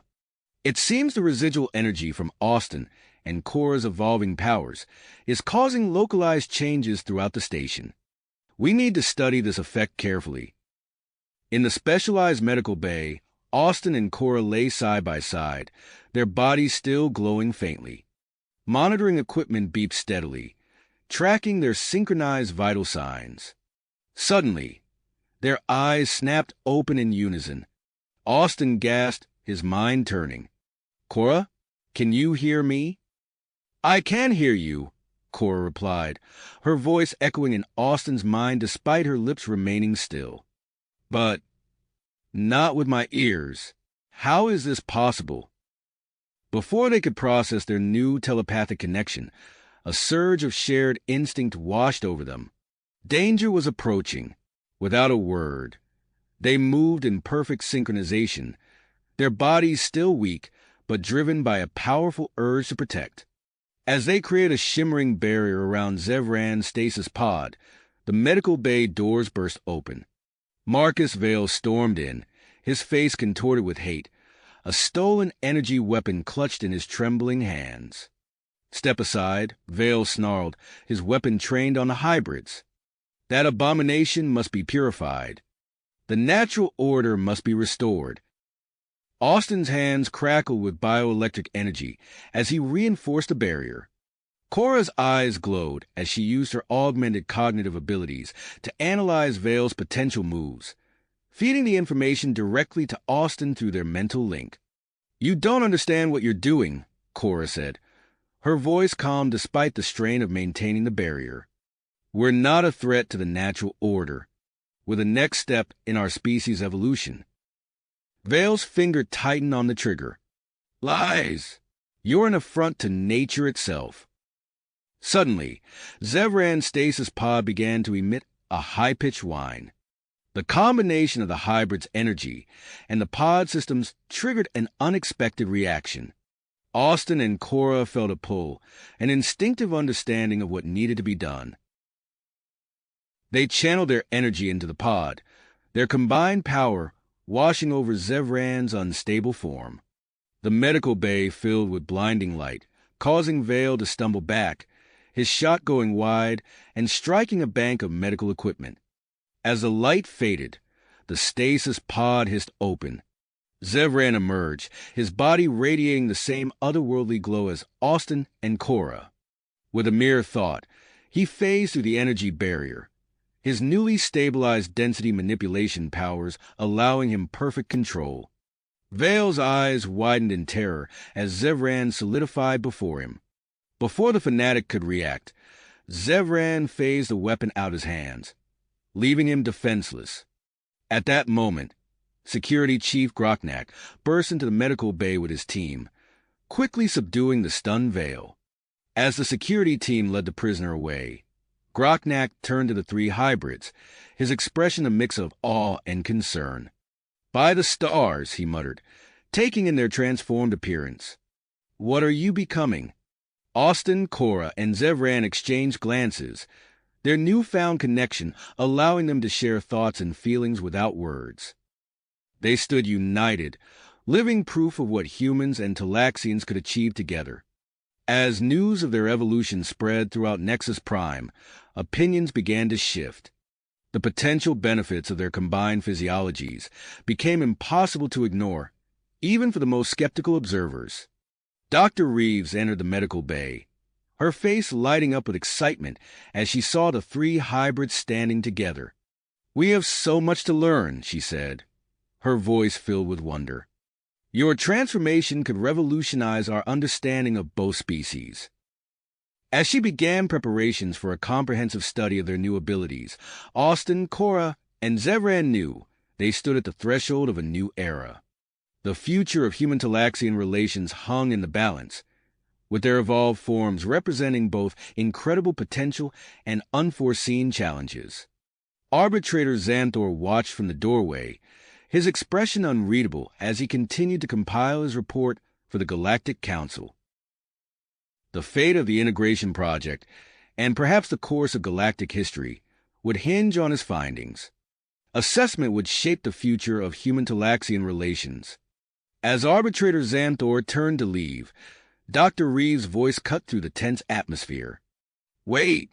There's something you need to see." She motioned for the others to follow her to a nearby console, where she pulled up a series of complex biological readouts. The energy field Austin and Cora generated during the battle. It's not dissipating. In fact, it's growing stronger. Commander Voss leaned in, her brow furrowed. "What are you saying, Doctor?" "I'm saying that we need to move them to a specialized containment unit immediately. We have no idea how their physiology will continue to change, or what effects it might have on the station and its inhabitants." Within hours, Austin, Cora, and the newly stabilized Zevran were transferred to a high-security medical wing. The entire section was cordoned off, with only authorized personnel allowed access. Dr. Reeves and her team worked tirelessly, monitoring the trio's vital signs and collecting data on their evolving abilities. Outside the facility, a crowd began to gather. Humans and Talaxians alike pressed against the security barriers, their faces a mix of curiosity and concern. Some held signs supporting the integration project, while others demanded answers about the potential risks. Security Chief Knack surveyed the growing throng, his massive frame tense as he coordinated his team's efforts. "Keep them back," he growled into his communicator. "No one gets within 50 meters of that entrance." Inside the containment unit, Austin and Cora lay on adjacent beds, their bodies still emitting a soft, otherworldly glow. Their eyes were closed, but their faces twitched with rapid eye movement, as if caught in a shared dream. Suddenly, Austin's eyes snapped open. "Cora," he called out, his voice hoarse. "I'm here," she responded, but her lips didn't move. Austin blinked, realizing her voice had echoed directly in his mind. Their eyes met, and in that instant, their world exploded with sensation. Austin could see himself through Cora's eyes, feel the softness of the bed beneath her body, taste a lingering metallic tang in her mouth. Their thoughts and emotions flowed freely between them, creating a feedback loop of shared experience. Zevran watched from his own bed, his expression unreadable. He flexed his hand, marveling at how easily he could alter its density. With a thought, his fingers phased through the bed's railing, then solidified again. Dr. Reeves burst into the room, her eyes wide as she studied the readings on her tablet. "This is unprecedented," she muttered, moving from one bed to the next. "Your cellular structures are continuing to evolve, integrating aspects of both human and Talaxian physiology at a molecular level." Before she could elaborate, an alarm blared from her communicator. Commander Voss's voice crackled through the speaker. Dr. Reeves, report to the command center immediately. We have a situation.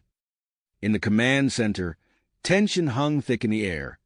Ambassador Zirake paced nervously, while Senator Helena Reeves conferred in hushed tones with Arbitrator Xanthor. Commander Voss stood at the center, her face grim as she addressed the assembled leadership. We've just received word from Earth's central government, she began, her voice steady despite the gravity of the situation. Similar hybrid transformations have been reported on other human Talaxian outposts across the galaxy. This isn't an isolated incident. A shocked murmur rippled through the room. Ambassador Zirake stopped pacing, his antenna twitching with agitation. How is this possible? The integration project was unique to Nexus Prime. Senator Reeves stepped forward, her face pale. Not entirely. There have been other, smaller-scale attempts at genetic integration, but nothing like what we've achieved here. Arbitrator Xanthor's eyes narrowed. This changes everything. I cannot, in good conscience, submit my report to the Galactic Council without further investigation. He turned to Commander Voss. With your permission, I'd like to extend my stay on Nexus Prime. We need to understand the full implications of these hybrid transformations before making any decisions that could affect the entire galaxy. As the leaders debated their next steps, Austin and Cora's bond continued to deepen. In the quiet of the containment unit, they explored the limits of their new connection. With a thought, Austin could see through Cora's eyes, feeling the warmth of her hand as if it were his own. Their growing intimacy triggered surges in their energy fields, causing nearby equipment to spark and malfunction. As their lips met in a tender kiss, a wave of power radiated outward, washing over the medical staff and leaving them momentarily disoriented. Zevran, feeling increasingly isolated, found himself unable to sleep. As the station's night cycle began, he focused his newfound abilities, willing his body to phase through the containment field. To his surprise and delight, he passed through effortlessly. Moving silently through the darkened corridors, Zevran explored the station, reveling in his freedom. As he rounded a corner, he nearly collided with a young Talaxian woman hunched over a datapad. "I'm so sorry," she exclaimed, fumbling to keep her grip on the device. "I shouldn't be here, but I couldn't resist. I'm Lyra, a xenobiologist. I've been studying the data on your transformation, and I have a theory about the hybrid energy you're producing." Intrigued, Zevran listened as Lyra explained her hypothesis. The energy, she believed, could be harnessed for incredible feats of engineering, powering advanced technologies or even terraforming inhospitable planets. As they talked, neither noticed Dr. Reeves watching from the shadows, her face a mask of concern. She hurried back to her lab, where a startling discovery awaited her. The cellular samples taken from medical staff exposed to the hybrids showed signs of subtle changes. The implications were staggering. Prolonged exposure to the hybrid energy could trigger a transformation process in others. Commander Voss's face hardened as Dr. Reeves delivered her report. "We need to implement stricter quarantine protocols immediately. Seal off the entire medical wing. Only essential personnel with proper protective gear are allowed access." As the new security measures were put in place, unrest began to spread through the station. Rumors of a hybrid contagion fueled fear and paranoia among some residents. Amidst the growing tension, a transmission from the Talaxian homeworld shattered any hope of a quick resolution. Dr. Vexlor, the conservative scientist who had initially opposed the integration project, appeared on the main view screen, his face twisted with zealotry. "People of Talix," he proclaimed, "we have allowed our great civilization to be corrupted by human influence. No more. We will purify our species and eradicate all traces of this insidious contamination. The time for half measures is over. Join us in our holy crusade to restore the natural order." As the implications of this coup sank in, Austin, Cora, and Zevran stirred in their containment unit. Their enhanced perceptions had allowed them to sense the growing crisis, and with it came a deep sense of responsibility. Using their newfound abilities, they formulated a plan. Austin's bioelectric field surged, overloading the security systems. Cora's augmented cognitive functions mapped out the most efficient route to the command center. Zevran phased them through walls and barriers, avoiding detection. Alarms blared throughout Nexus Prime as the trio made their way through the station. Security teams scrambled to respond, but the hybrids moved with uncanny speed and precision. As they approached the command center, Austin, Cora, and Zevran paused, sharing a moment of silent communication. They knew that their actions would have far-reaching consequences, but they also understood that they could no longer remain passive observers. The doors to the command center slid open, revealing the shocked faces of Commander Voss, Ambassador Zirike, and the other leaders.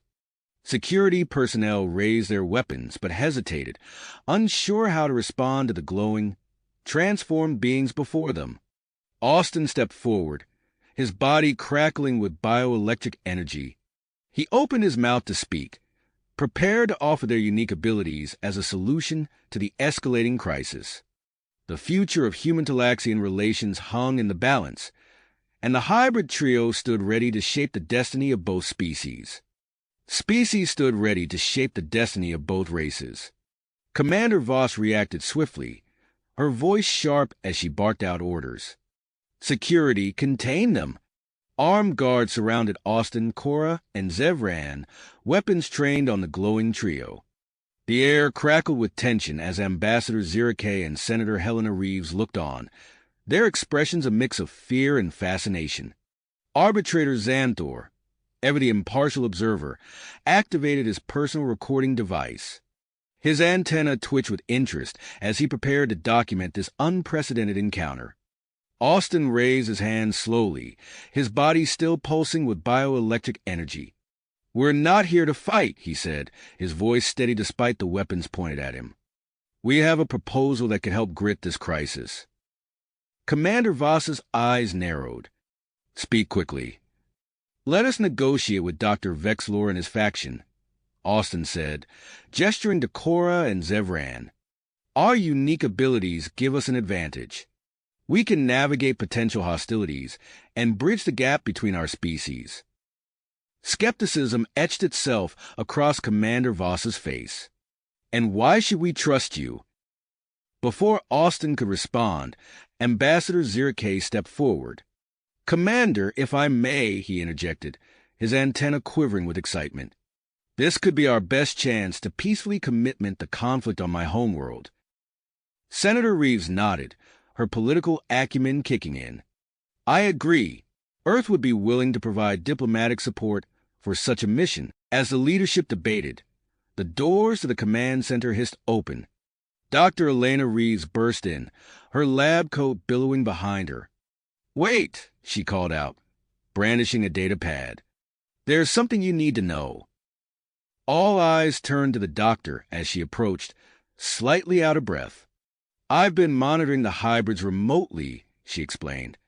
"Their abilities have stabilized, but there's a risk of transformative effects on nearby individuals." She paused, her eyes scanning the data. "However, controlled exposure might actually accelerate positive integration between humans and Talaxians." The room fell silent as the implications sank in. Commander Voss rubbed her temples, weighing the risks against the potential benefits. "This is a lot to process," she muttered. Suddenly, alarms blared throughout the command center. Security Chief Grocknack's gruff voice came over the comm system. "Commander, we have a breach in Sector 7. Before anyone could react, the doors slid open once more. A young Talaxian woman stumbled in, her eyes wide with excitement and fear. Security guards moved to apprehend her, but Zevran called out, "Wait, I know her."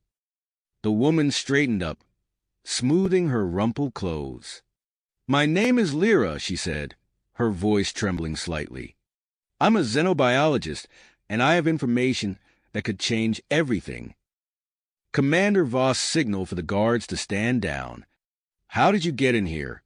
Lyra blushed, her antenna drooping slightly. I may have bypassed some security protocols. But please hear me out. She took a deep breath and continued. My research has uncovered something crucial. The hybrid energy field generated by Austin, Cora, and Zevran can be focused and amplified using a rare mineral found only on the Talaxian homeworld. The revelation sent a ripple of shock through the room. Dr. Reeves stepped forward, her scientific curiosity piqued. If this is true, it could allow us to control and harness the transformative energy. Austin, Cora, and Zevran exchanged glances, their mental link humming with possibilities. Austin turned to Commander Voss, his eyes gleaming with dedication. This changes things. We need to secure a sample of this mineral. It could be the key to controlled, voluntary integration across the galaxy. Commander Voss paced the length of the command center, her mind racing. After a long moment, she turned to face the group. All right, she said, her voice firm. I'm authorizing this mission, but with strict conditions. She pointed to Dr. Reeves. You'll go to monitor their condition. Her gaze shifted to Security Chief Knack, who had just entered the room. Chief, you'll provide tactical support. Finally, she looked at Lyra. And you, since you're so eager to be involved, will serve as our scientific advisor. Ambassador Zirike stepped forward. I volunteer to join as well, he said, his voice resolute. My people need to hear a voice of reason to counter Dr. Vexlor's ideology. As the team began to disperse to prepare for the mission, Austin felt a gentle tug on his arm.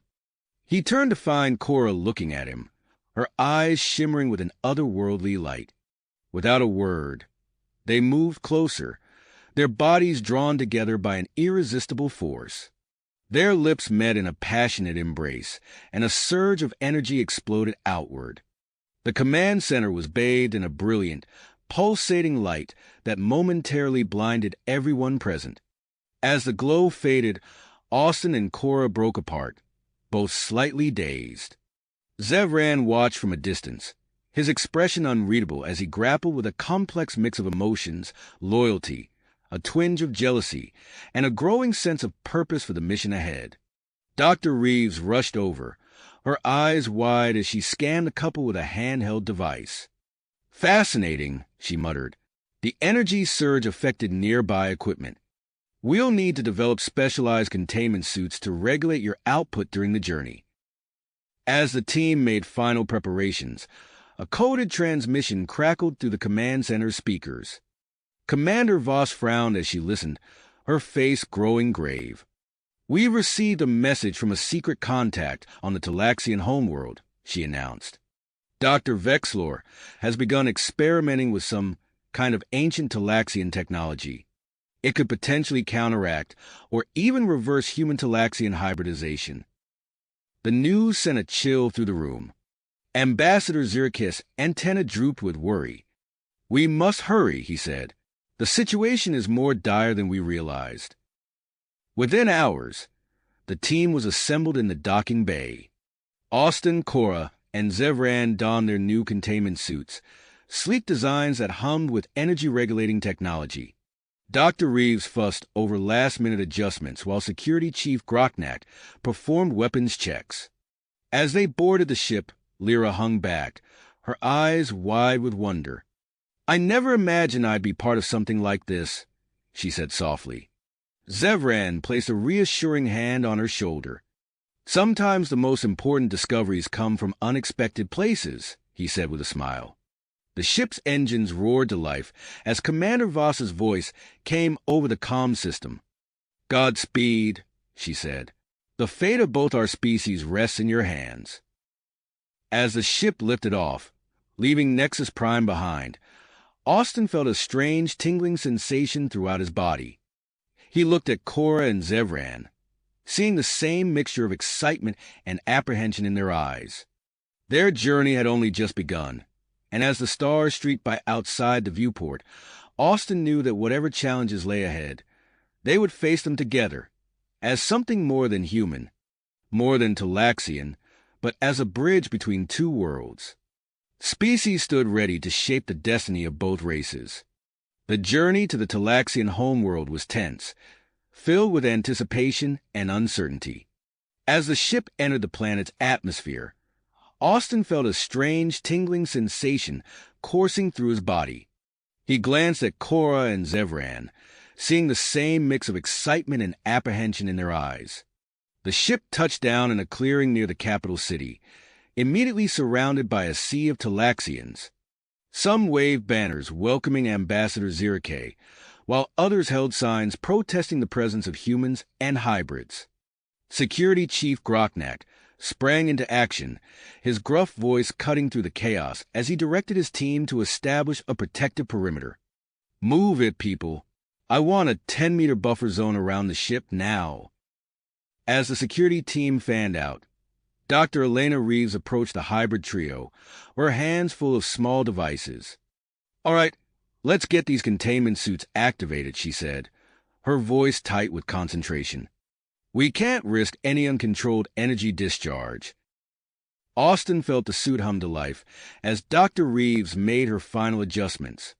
The familiar tingle of his bioelectric field was muted but still present, like a low-level current running just beneath his skin. As they stepped onto Talaxian soil for the first time, a wave of sensation washed over Austin, Cora, and Zevran. It was as if the planet itself was reaching out to them, resonating with their hybrid physiology. Austin stumbled slightly, steadying himself against Cora. "Did you feel that?" he whispered. Cora nodded, her eyes wide. "It's like the planet is alive." Dr. Reeves was already scanning them with a handheld device, her brow furrowed. "Fascinating," she muttered. "Your energy signatures are aligning with the planet's natural frequency. I've never seen anything like this." Ambassador Zirke approached, his antenna twitching with a mix of nervousness and excitement. "We must move quickly," he said, gesturing towards the towering spires of the capital city. "My contacts are waiting to brief us on the situation." As they made their way through the crowded streets, Austin couldn't help but notice the effect their presence had on the Talaxians they passed. Some recoiled in fear, while others stared in wonder. A few even seemed to glow faintly, their skin taking on a subtle luminescence similar to the hybrids. They arrived at a nondescript building where a group of Talaxian officials waited, their faces grave. The lead official, an older Talaxian with intricate facial markings, stepped forward. "Ambassador Zirke, we welcome you and your unique companions," he said, his eyes lingering on the hybrid trio. "I am Counselor Vexnan. The situation is dire. Dr. Vexlor's faction has seized control of key government buildings, including the ancient archives." Before they could discuss further, a commotion erupted at the edge of the gathering. A young Talaxian pushed his way through the crowd, his eyes blazing with intensity. "Ambassador, humans, you must listen to me," he called out, dodging the hands of security personnel, trying to restrain him. Zevran stepped forward, his voice calm but firm. "Wait, let him speak." The young Talaxian straightened, catching his breath. "I am Krelvor, leader of the Talaxian Youth Integration Movement. We support your mission and can help. I have information about Vexlor's plans and access to a network of supporters throughout the city."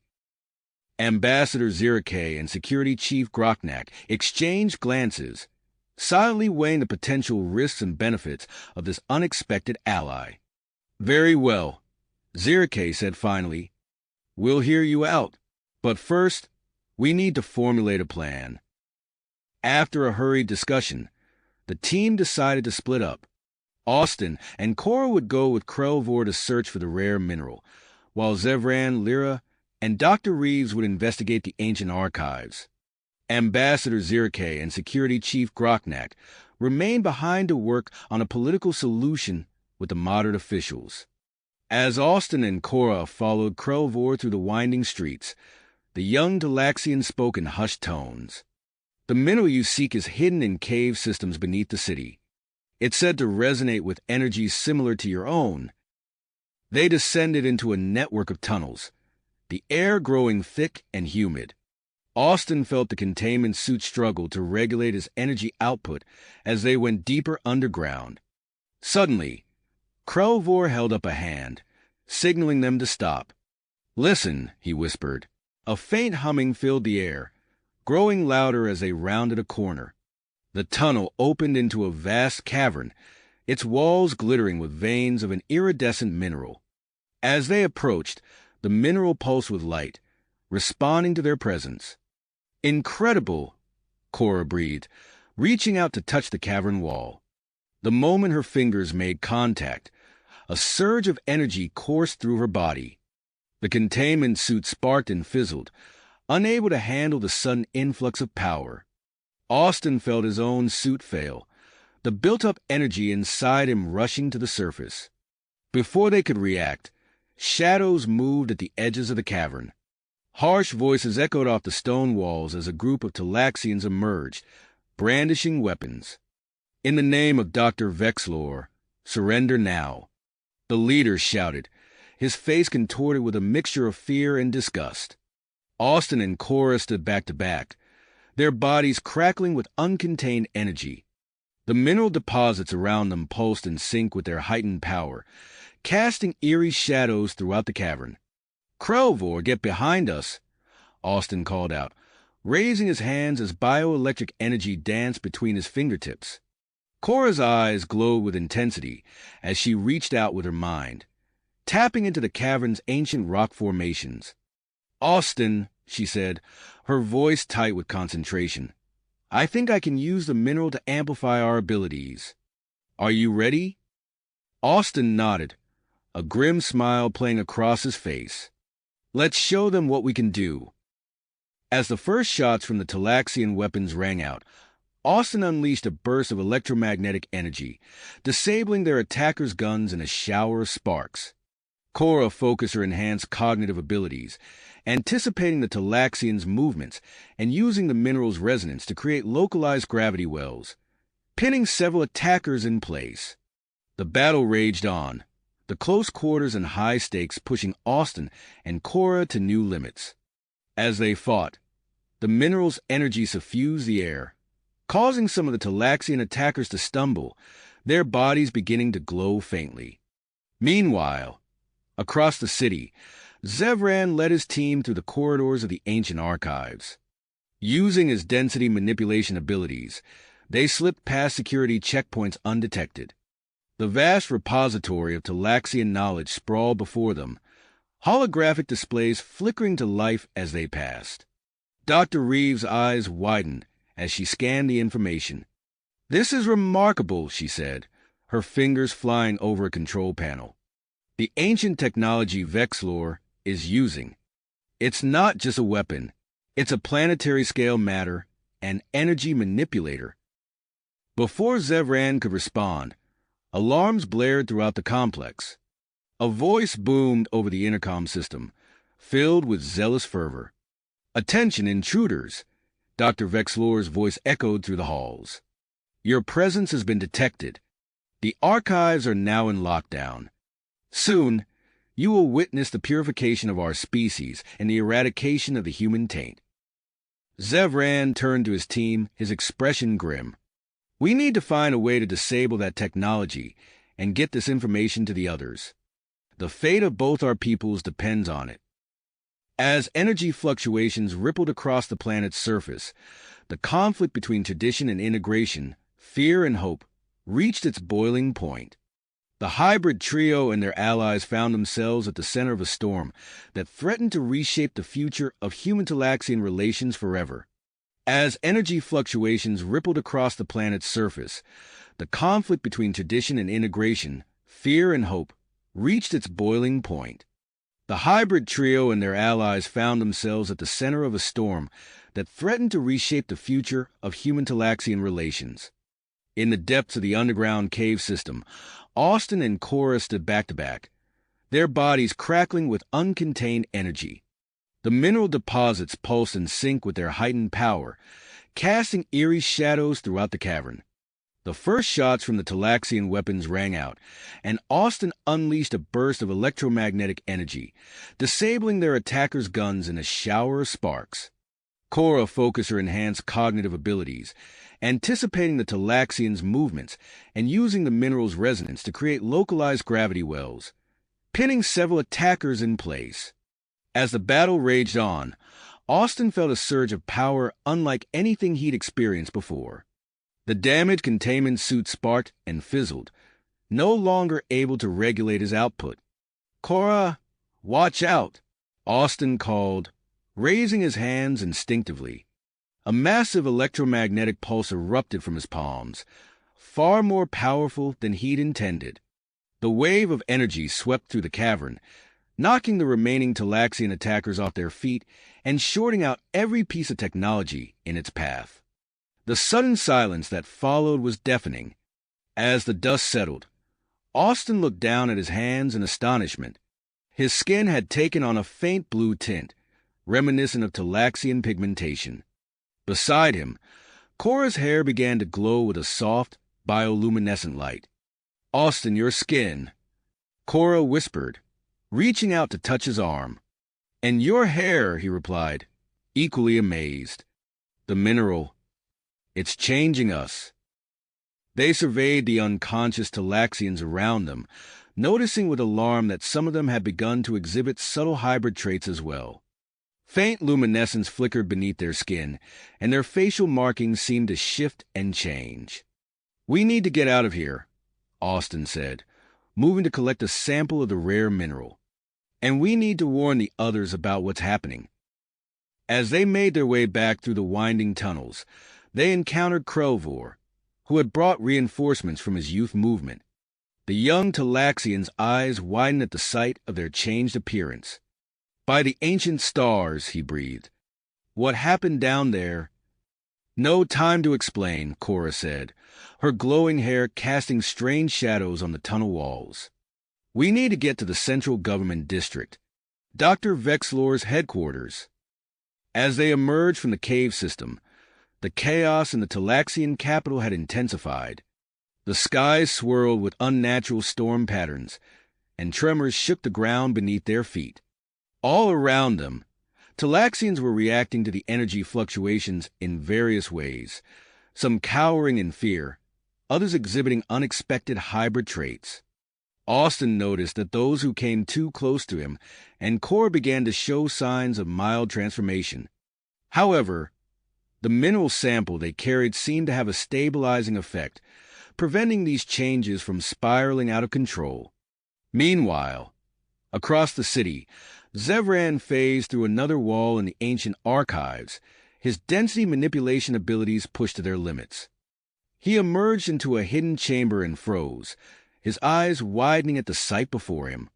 A scaled-down model of the ancient Talaxian technology dominated the center of the room, its intricate components pulsing with an otherworldly light. Zevran quickly memorized its structure, noting potential weak points and vulnerabilities. He phased back through the wall to rejoin Dr. Reeves and Lyra, who had made a breakthrough of their own.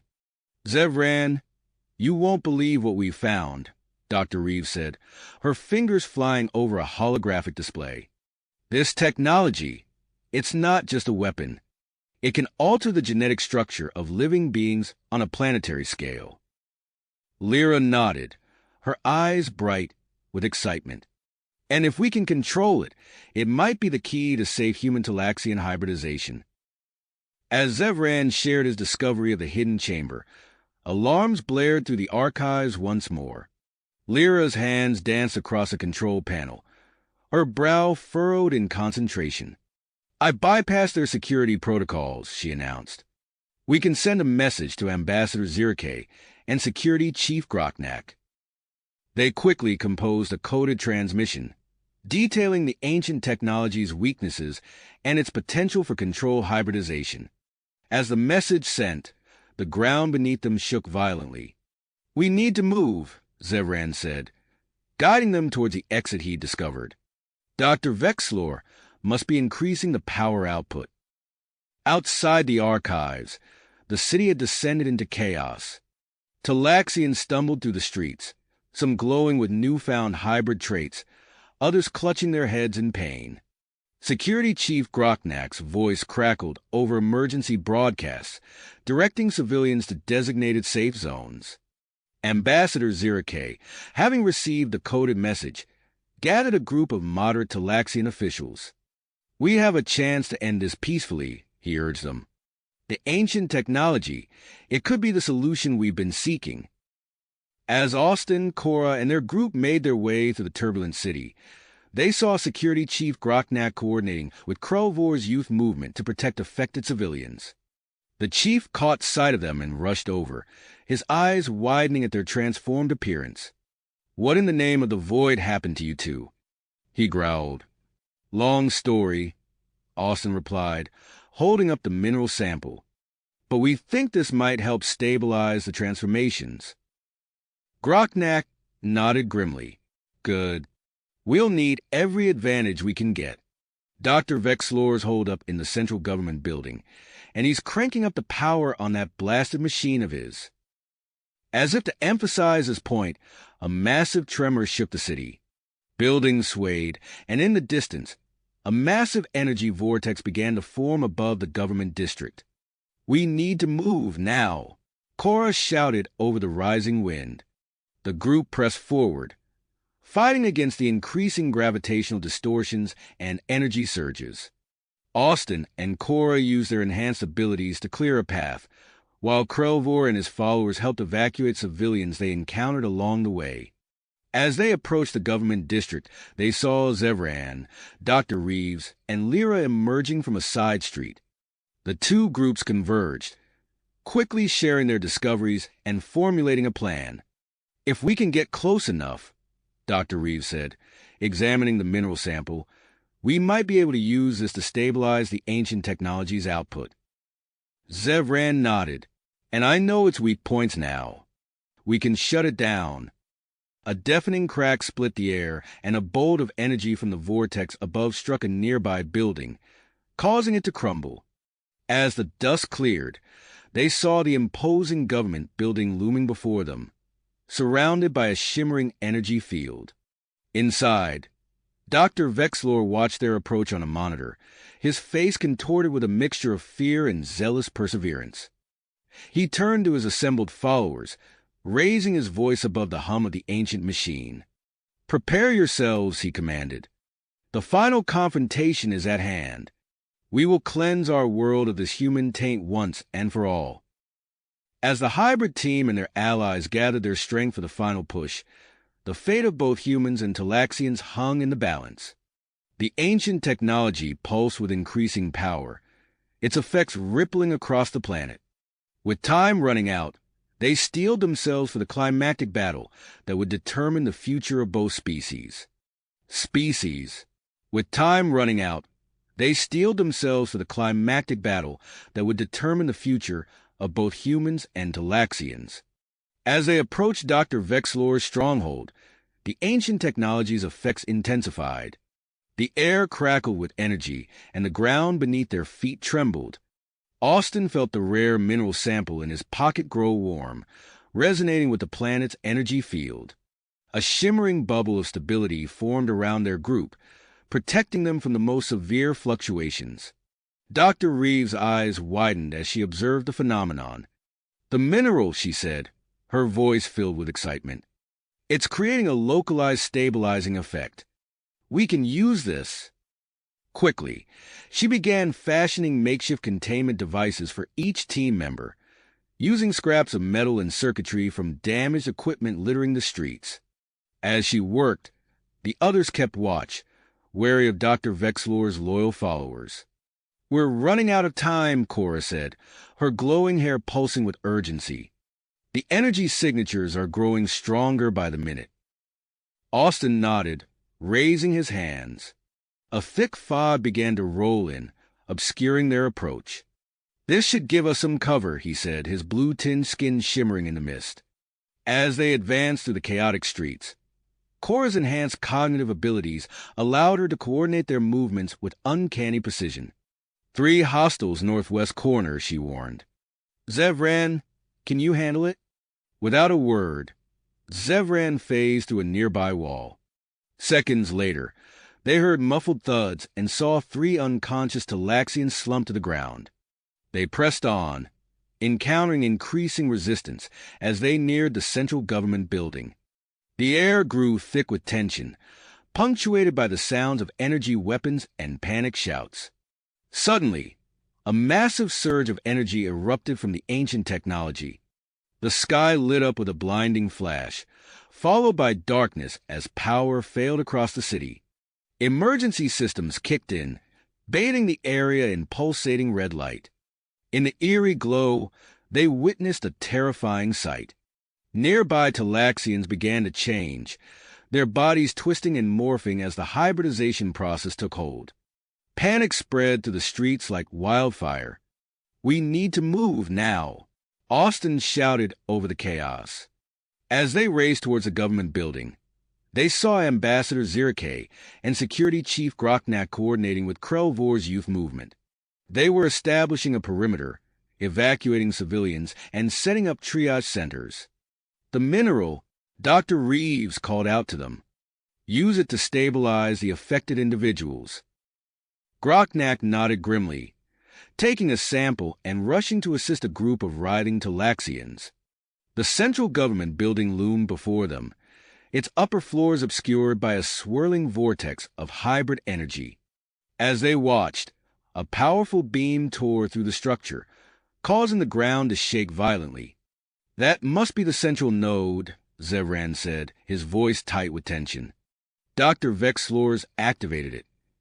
They fought their way through the remaining guards, their enhanced abilities proving invaluable. Austin manipulated electromagnetic fields to disable weapons, while Cora predicted and countered enemy movements with startling accuracy.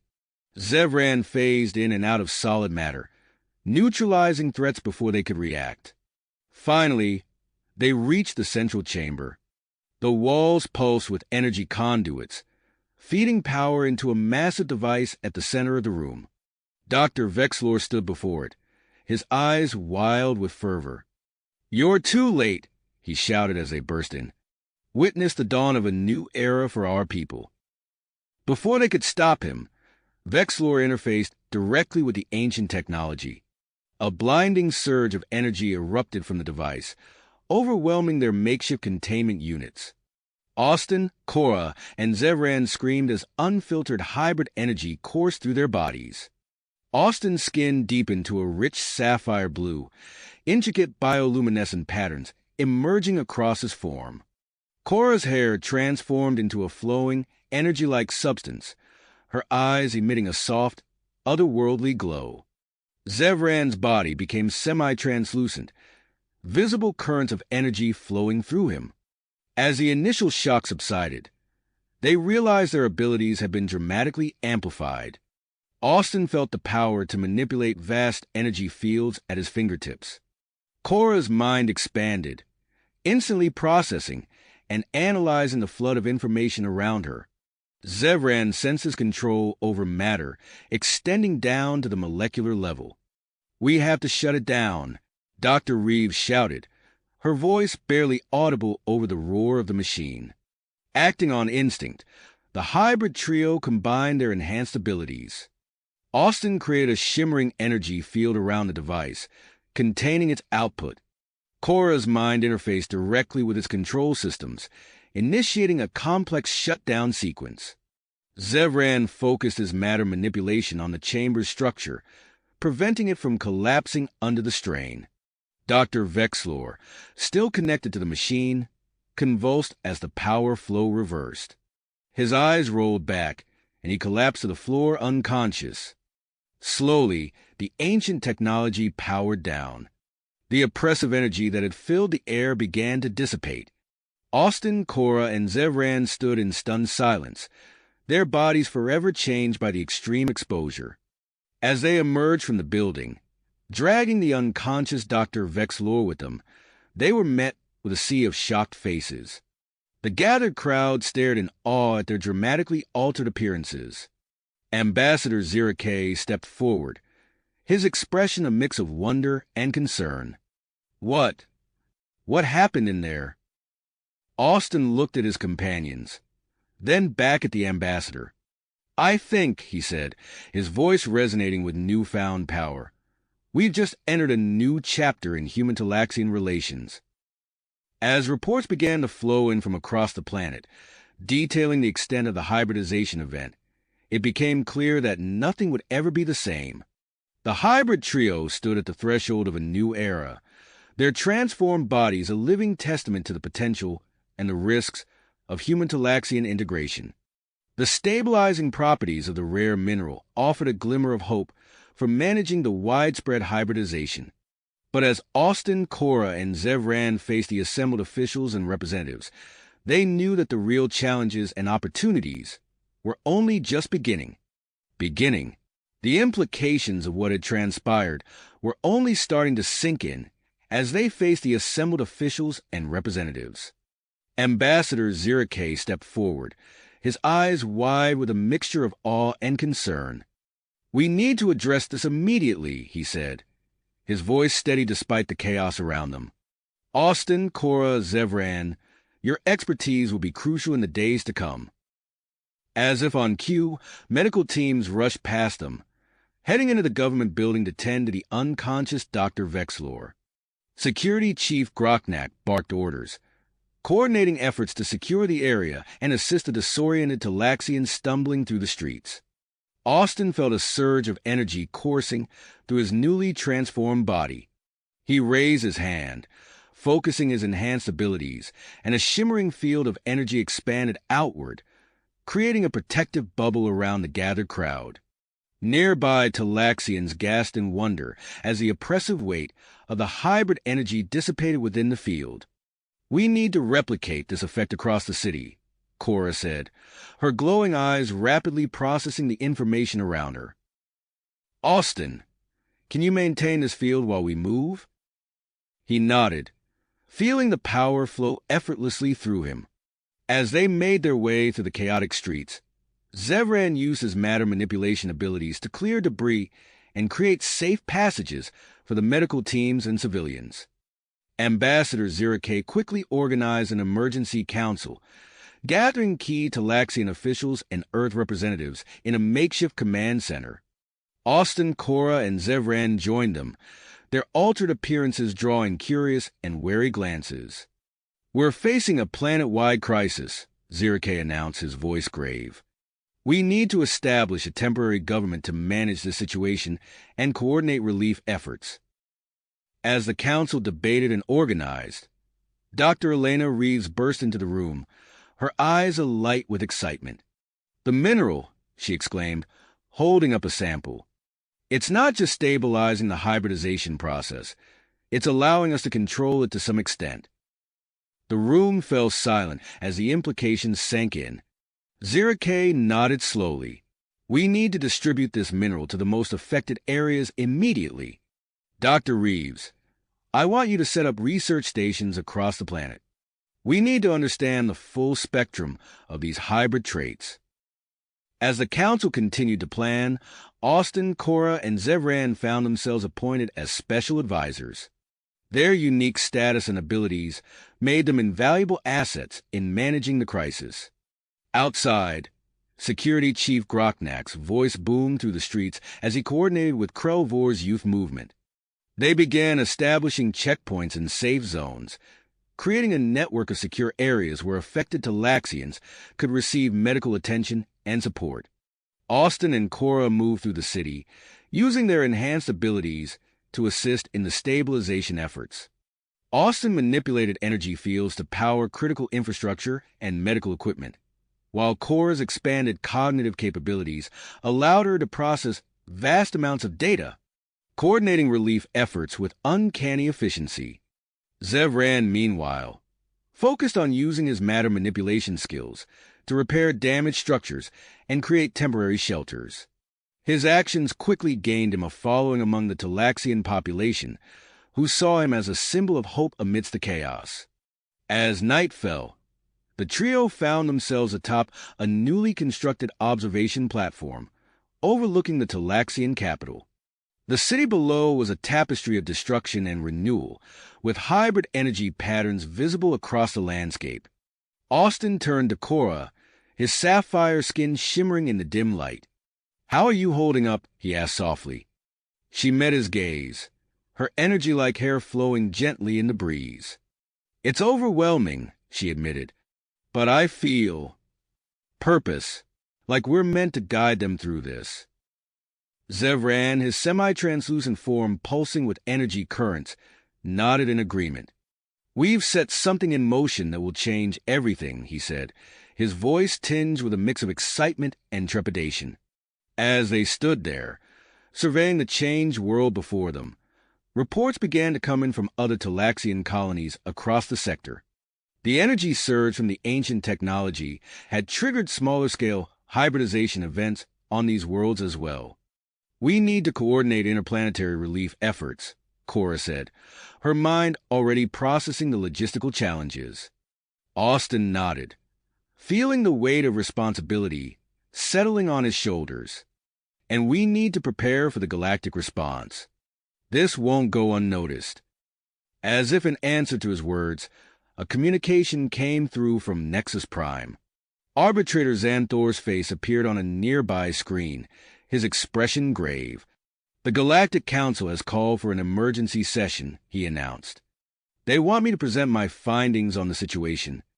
I hope you're prepared for the storm that's coming." The trio exchanged glances, realizing that their actions had set in motion events that would reshape not just human and Talaxian societies, but potentially alter the course of galactic evolution itself. As the first rays of dawn broke over the horizon, casting an otherworldly glow over the hybrid energy patterns crisscrossing the city, Austin, Cora, and Zevran steeled themselves for the challenges ahead.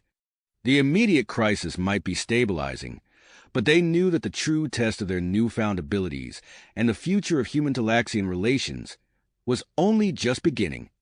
The implications of what had transpired were only starting to sink in as they faced the assembled officials and representatives. In the days that followed, news of the extraordinary events on the Talaxian homeworld spread rapidly across the galaxy. The unique hybrid status of Austin, Cora, and Zevran attracted the attention of various galactic factions, each with their own agenda and interests. As the trio worked tirelessly to assist in the stabilization efforts, a sleek, silver spacecraft descended through the planet's atmosphere. The vessel bore the insignia of the Galactic Council, its arrival heralding a new phase in the unfolding crisis. Ambassador Zirike greeted the diplomatic delegation as they disembarked. The group included representatives from several alien species, their diverse forms a testament to the vast array of life in the galaxy. Among them was Dr. Lyxi, a Zalarian scientist specializing in xenobiology and genetic engineering. Dr. Lyxi's tall, slender form stood out among the delegates. Her iridescent skin shimmered in the Talaxian sunlight, and her large, multifaceted eyes darted around, taking in every detail of her surroundings. As she approached Austin, Cora, and Zevran, her gaze lingered on their transformed bodies. "Fascinating," she murmured, her melodic voice tinged with excitement. "I've never seen anything quite like this. Would you be willing to undergo a series of comprehensive medical examinations? The data we could gather might be crucial in developing treatments for the affected Talaxian population." Austin exchanged glances with his companions before nodding. "If it can help, we're in." Over the next few days, Dr. Lyxi and her team conducted extensive tests on the hybrid trio. They were subjected to advanced scanning techniques, genetic analysis, and rigorous physical examinations. Throughout the process, Dr. Lyx's excitement grew palpably. During one particularly intense session, Cora noticed the Zalarian scientist's multifaceted eyes widen in astonishment as she studied a holographic display of their genetic structure. This is unprecedented," Dr. Lyxi breathed. "The hybrid energy hasn't just altered your physiology, it's fundamentally changed your genetic structure in ways that defy our current scientific understanding." She manipulated the hologram, zooming in on a specific section of the DNA strand. "Look here. She pointed to a series of complex, interwoven patterns. These elements, they could potentially allow for controlled hybridization with other species. The revelation sent shockwaves through the Galactic Council representatives. Heated debates erupted over the potential benefits and risks of such technology. Some saw it as a pathway to unprecedented medical advancements and interspecies cooperation. Others warned of the dangers of genetic manipulation on such a scale. As discussions raged among the delegates, Ambassador Zirke and his team made a startling discovery in the ancient Talaxian archives. They uncovered references to an ancestral race known as the progenitors, beings of immense power who supposedly possess the ability to manipulate genetic structures across species. Zirke shared the findings with Austin, Cora, and Zevran in a secure meeting room. "It's possible," he said, his voice hushed with awe, "that the technology Dr. Vexlor used was a remnant of this advanced civilization." The implications of this discovery spread quickly, attracting even more attention to the Talaxian homeworld. A group of human scientists and diplomats arrived from Earth, eager to study the hybridization process and its potential applications. Among the new arrivals was Dr. Marcus Reeves, Elena's brother and a leading expert in human genetics. As he stepped off the transport, his eyes immediately sought out his sister. "Elena!" he called, rushing to embrace her. "When I heard what happened, I couldn't stay away. This could change everything we know about genetics and evolution." As the siblings caught up, tensions began to rise in the Talaxian system. Reports came in of a Zorgax fleet approaching the planet. The militant faction of the warrior race, known for their obsession with genetic purity, demanded an immediate cessation of all hybrid research. Security Chief Grocknack's voice boomed through the command center. "Zorgax warships detected on long-range sensors. They're on an intercept course." The atmosphere grew tense as the threat of conflict loomed. Ambassador Zirke quickly convened an emergency meeting with the Galactic Council representatives to discuss their options. As diplomatic channels crackled with urgent communications, the Galactic Council proposed a compromise. They suggested the establishment of a neutral scientific outpost on Nexus Prime, where research into the hybridization process could continue under strict oversight. Austin, Cora, Zevran. Arbitrator Xanthor addressed the trio, his holographic form flickering slightly. "Your presence at this facility would be invaluable, not only for the ongoing research, but also for your own protection." The hybrid trio exchanged looks, aware of the weight of the decision before them. As they prepared to respond, alarms blared throughout the complex. The Zorgax fleet had entered the system, their weapons primed and ready. Austin's sapphire skin crackled with energy as he stepped forward. "We'll do it," he said, his voice resonating with newfound power. "But first, we need to deal with this immediate threat."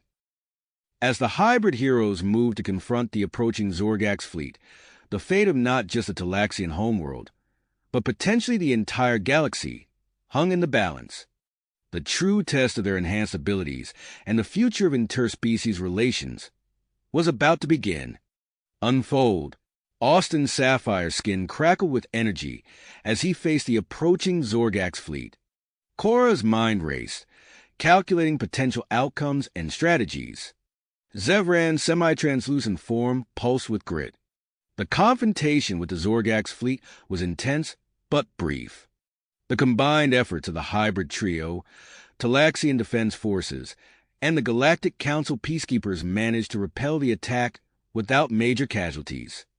In the aftermath, the decision to relocate to Nexus Prime was swiftly implemented. As their ship docked at the newly established scientific outpost on Nexus Prime, Austin, Cora, and Zevran gazed out at the sprawling complex of laboratories and research centers. The facility's sleek architecture and advanced technology promised a new chapter in their journey. Dr. LYXIA greeted them as they disembarked, her multifaceted eyes gleaming with excitement. "Welcome to your new home," she said, gesturing towards the facility. We prepared specialized living quarters for you, designed to accommodate your unique physiology. The trio followed Dr. Lyxi through the bustling corridors of the outpost.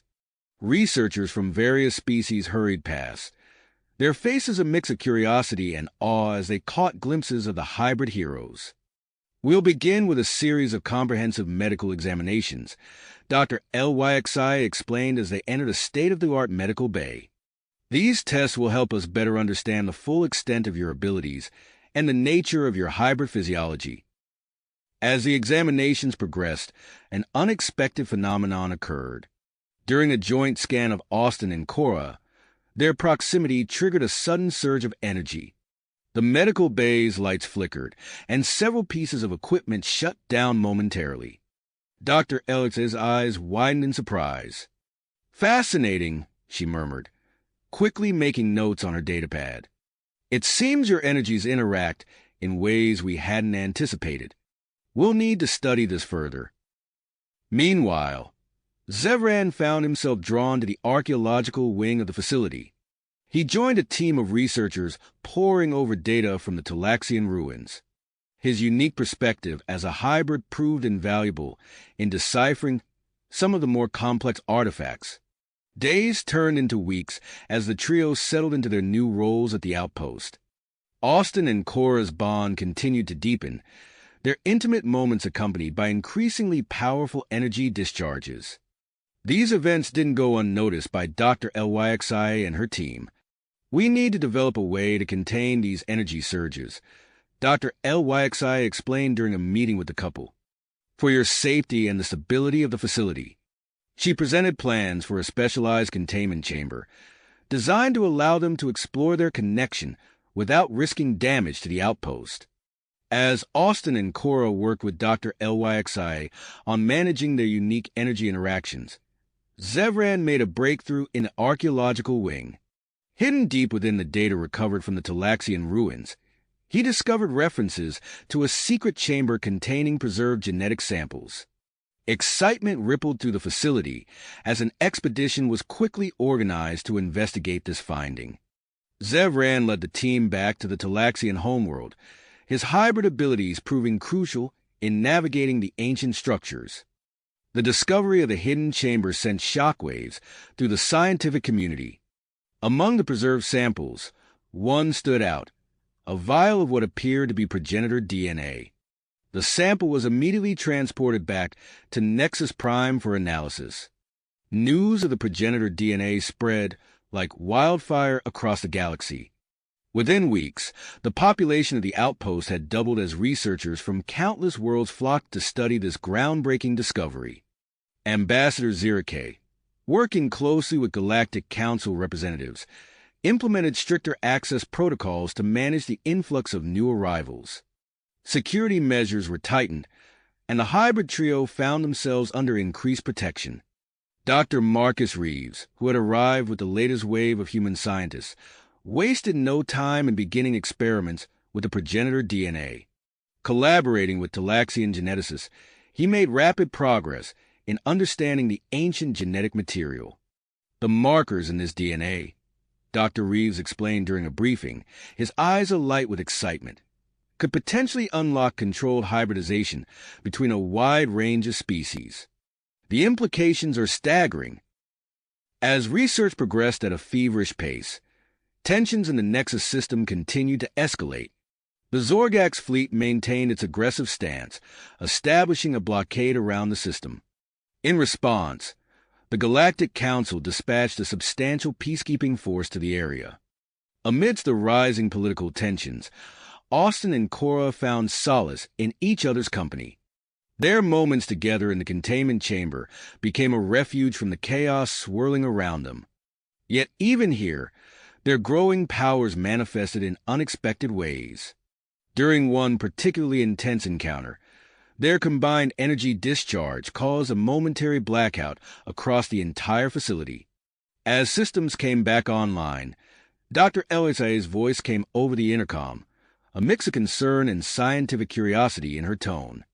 "Austin, Cora, please report to the main laboratory immediately," she said. "We've detected some Interesting energy readings that coincided with your, private time. As the couple made their way to the lab, they couldn't help but wonder about the full extent of their evolving abilities and what it might mean for their future and the future of the galaxy. Galaxy. Little did they know that their actions were about to have far-reaching consequences beyond anything they could have imagined. As Austin and Cora entered the main laboratory, alarms suddenly blared throughout the facility. Dr. HFY's multifaceted eyes darted between her datapad and the couple. "We'll have to postpone our discussion," she said urgently. "The Zorgax fleet has launched a full-scale assault on Nexus Prime." The trio rushed to the command center, where chaos reigned.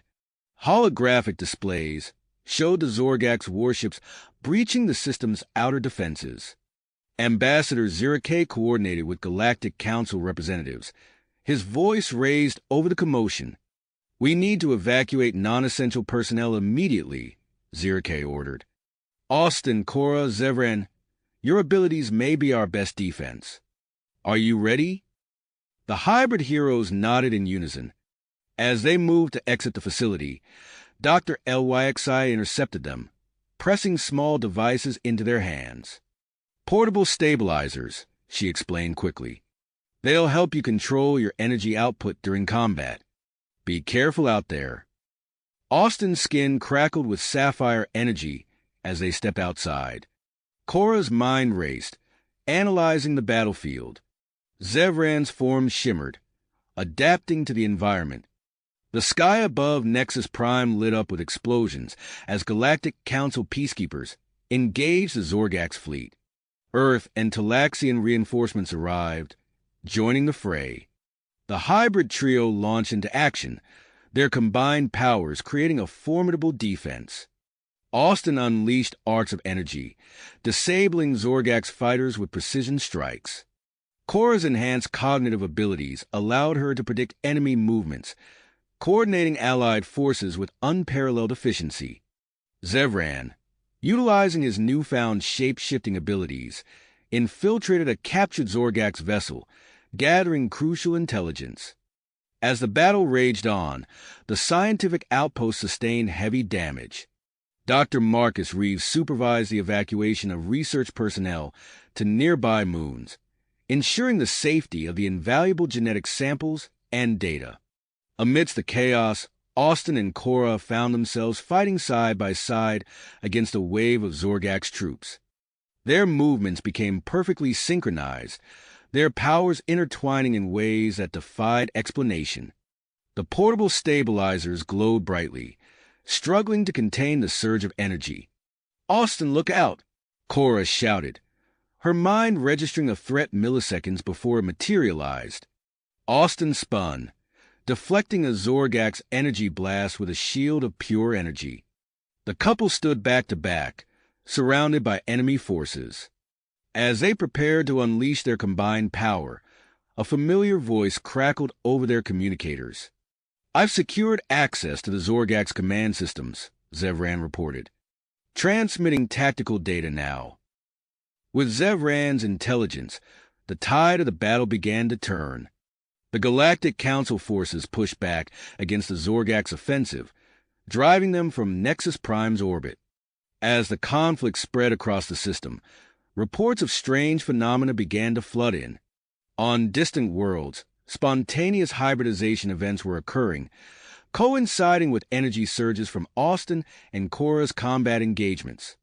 In the Zorgax flagship's command center, the Supreme Commander, a towering figure augmented with cybernetic enhancements, received the reports with growing alarm.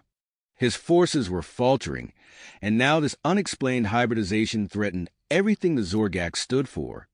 "Prepare for my personal intervention," the Supreme Commander growled, his cybernetic eyes glowing ominously.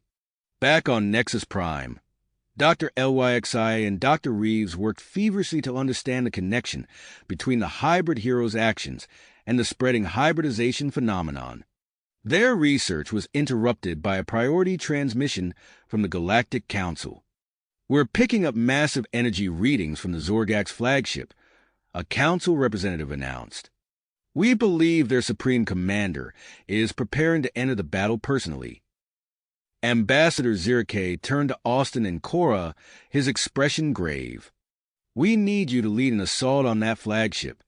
It's our best chance to end this conflict quickly. The couple exchanged a determined look, their hands intertwining as energy crackled between them. They nodded in agreement as they prepared for the daring assault. Zevran's voice came through their communicators once more. "I've discovered something in the Zorgak's databanks," he said, his tone urgent. "There's evidence that their leadership knew about the progenitors and their genetic technology. This war, it might be about more than just opposing hybridization." With this new information weighing on their minds, Austin and Cora boarded a strike craft bound for the Zorgak's flagship. As they approached, the massive vessel's defenses came to life, filling space with a deadly barrage. Austin raised his hands, creating a shimmering energy field around their craft. Cora piloted with inhuman precision, weaving through the onslaught. They crashed through the flagship's hangar shields, their vessel skidding to a halt amidst stunned Zorgak's troops. The hybrid couple emerged from the smoking craft, their bodies glowing with power. The portable stabilizers on their suits pulsed rapidly, struggling to contain the energy building within them. As they fought their way through the ship's corridors, Austin and Cora's synchronicity reached new heights. Their movements flowed like water, their powers blending seamlessly. Zorgak soldiers fell before them, overwhelmed by the display of unified strength. Finally, they reached the command center. The doors slid open, revealing the imposing figure of the Zorgak Supreme Commander. His cybernetic enhancements hummed with deadly energy as he turned to face the intruders. "So," the Supreme Commander's voice boomed, "the abominations dare to challenge me directly." Austin and Cora stood side by side, their bodies radiating with impossibly strong power. The final confrontation was about to begin, and its outcome would shape the future of the galaxy in ways none of them could fully comprehend. As Austin and Cora faced off against the Zorgak Supreme Commander, their bodies pulsing with energy, the future of the stars hung in the balance. Suddenly, a blinding flash erupted from the hybrid couple, engulfing the command center. When the light faded, the Supreme Commander stood motionless, his cybernetic implants flickering erratically. Austin and Cora exchanged a bewildered glance, their powers subsiding to a gentle hum. What have you done to me?" The Supreme Commander growled, his voice distorted. Before they could respond, alarms blared throughout the ship. Zevran's voice crackled over their communicators. "Austin, Cora? The energy surge you created has spread beyond the flagship. It's affecting Zorgak's ships across the system." As the implications of their actions sank in, a priority transmission from the Galactic Council interrupted the chaos. The holographic image of a stern-looking council representative materialized before them. "The conflict has been contained," the representative announced, "but we face a new crisis. Your hybrid energy has triggered widespread genetic changes across multiple worlds. We need you to lead a specialized task force immediately." Hours later, Austin, Cora, and Zevran found themselves aboard the newly commissioned starship, the Nexus Voyager. Its sleek design incorporated hybrid energy technology, a testament to the rapid advancements made in the wake of recent events. Dr. LYXI busied herself at a console, her multifaceted eyes darting between holographic displays. "Our first destination is Cerulean Prime," she explained. "The aquatic species there has begun exhibiting hybrid traits similar to yours." As the Nexus Voyager dropped out of hyperspace, the azure orb of Cerulean Prime filled the view screen. Swirling patterns of bioluminescence were visible even from orbit, pulsing with a familiar energy. "Those patterns," Cora murmured, her hand instinctively seeking Austin's. "They're just like the energy discharged during your intimate moments," Dr. Marcus Reeves finished, joining them on the bridge. "Fascinating, isn't it?" The ship descended to the planet's atmosphere, skimming over vast oceans before plunging beneath the waves. As they submerged, the full extent of the transformation became clear. Schools of fish with hybrid characteristics darted past the viewports, their scales shimmering with otherworldly hues. "We're approaching the main underwater city," Zevran announced from the pilot's seat. Sensors are detecting significant changes to its structure. The team donned specially designed diving suits, their helmets equipped with advanced communication systems. As they exited the ship's airlock, the warm waters of Cerulean Prime enveloped them. Austin marveled at how his hybrid physiology adapted, allowing him to move through the water with ease. A group of Cerulean hybrids approached, led by a female with iridescent skin and elongated fins. Her eyes, a swirling mix of colors, fixed on the newcomers with intense curiosity. "Welcome to our world." Her voice resonated in their minds. "I am Azra. We've been expecting you." Azra guided them through the transforming city. Buildings of coral and crystal pulse with hybrid energy, reshaping themselves to accommodate the evolving needs of the population. In the central plaza, a group of Ceruleans demonstrated their newfound abilities, manipulating water currents to create intricate, flowing sculptures. At the city's research facility, Dr. LYXI and Dr. Reeves eagerly exchanged data with Cerulean scientists. Holographic displays filled the room, showing the rapid progression of hybridization across the planet. "The changes have solved our energy crisis," a Cerulean researcher explained, gesturing to a map of underwater resource deposits. "We can now access and process materials that were once beyond our reach." As Austin and Cora moved through the facility, their proximity triggered another surge of hybrid energy. The surrounding water coalesced into spiraling, luminescent patterns. Nearby Ceruleans gasped as the wave washed over them, accelerating their transformation. Zevran, his body shimmering as it adapted Cerulean characteristics, studied the physiological changes occurring in real time. "The rate of hybridization is increasing exponentially," he observed. "We need to find a way to stabilize the process." Before they could formulate a plan, an urgent transmission from the Galactic Council interrupted their work. The holographic image of the Council representative appeared, his expression grave. "We've received reports that the hybridization wave has reached the Zorgak's homeworld," he announced. "The situation there is critical. We need you to divert your course immediately and assess the situation." The team exchanged worried glances. The implications of hybridization spreading to the militant Zorgaks were potentially catastrophic. "We can't leave Cerulean Prime like this," Cora argued. "The hybridization process here is still unstable." Austin nodded in agreement. "We need to establish some kind of control mechanism before we go." Working rapidly with Azra and the Cerulean scientists, they developed a network of underwater relay stations.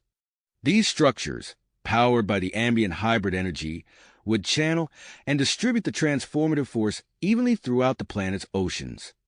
As the final relay station came online, the chaotic energy patterns in the water began to stabilize.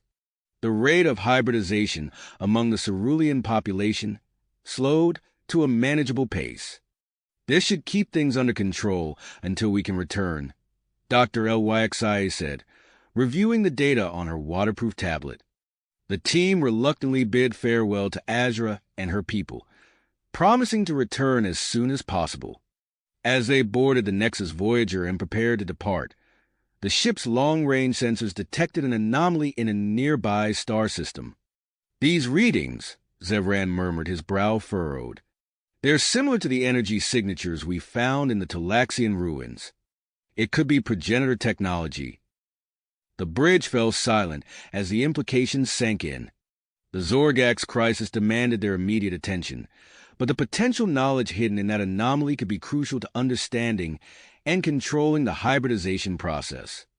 "We're at a crossroads," Austin said, looking around at his companions.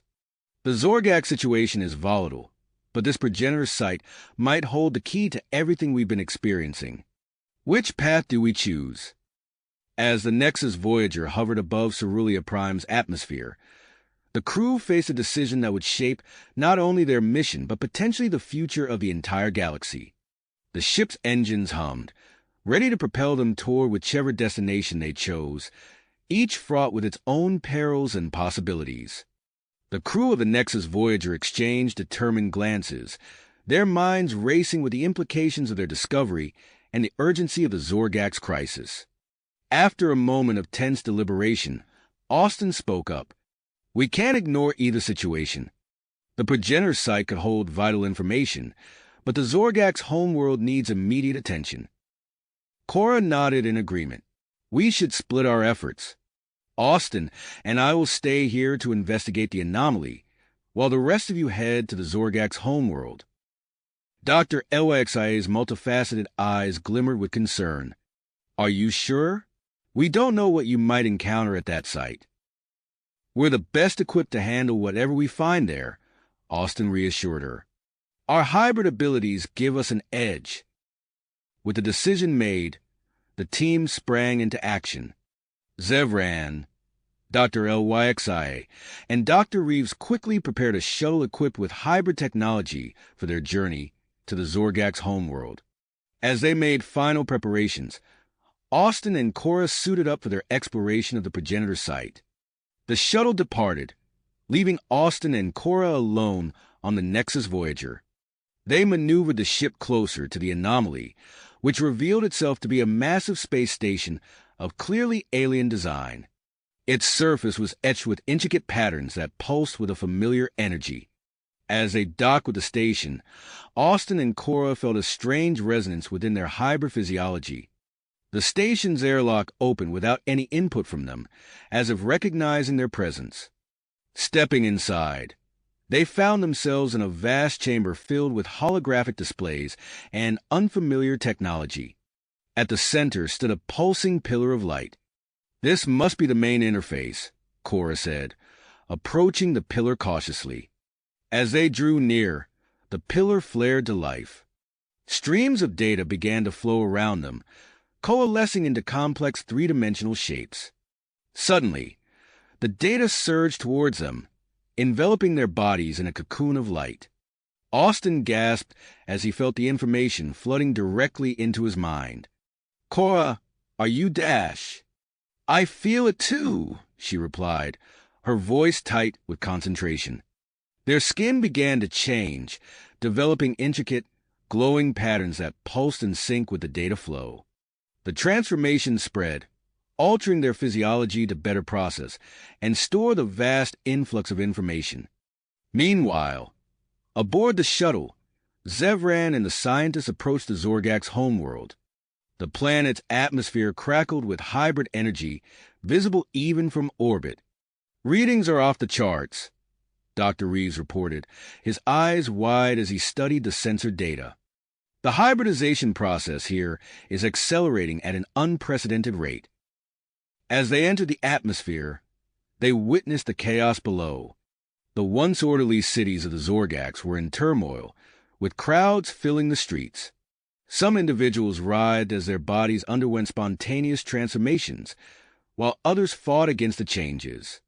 Zevran concentrated, his body shimmering as he assumed a Zorgax form. "This should allow us to move undetected," he explained. "We need to reach the capital city." They landed on the outskirts and made their way through the crowded streets.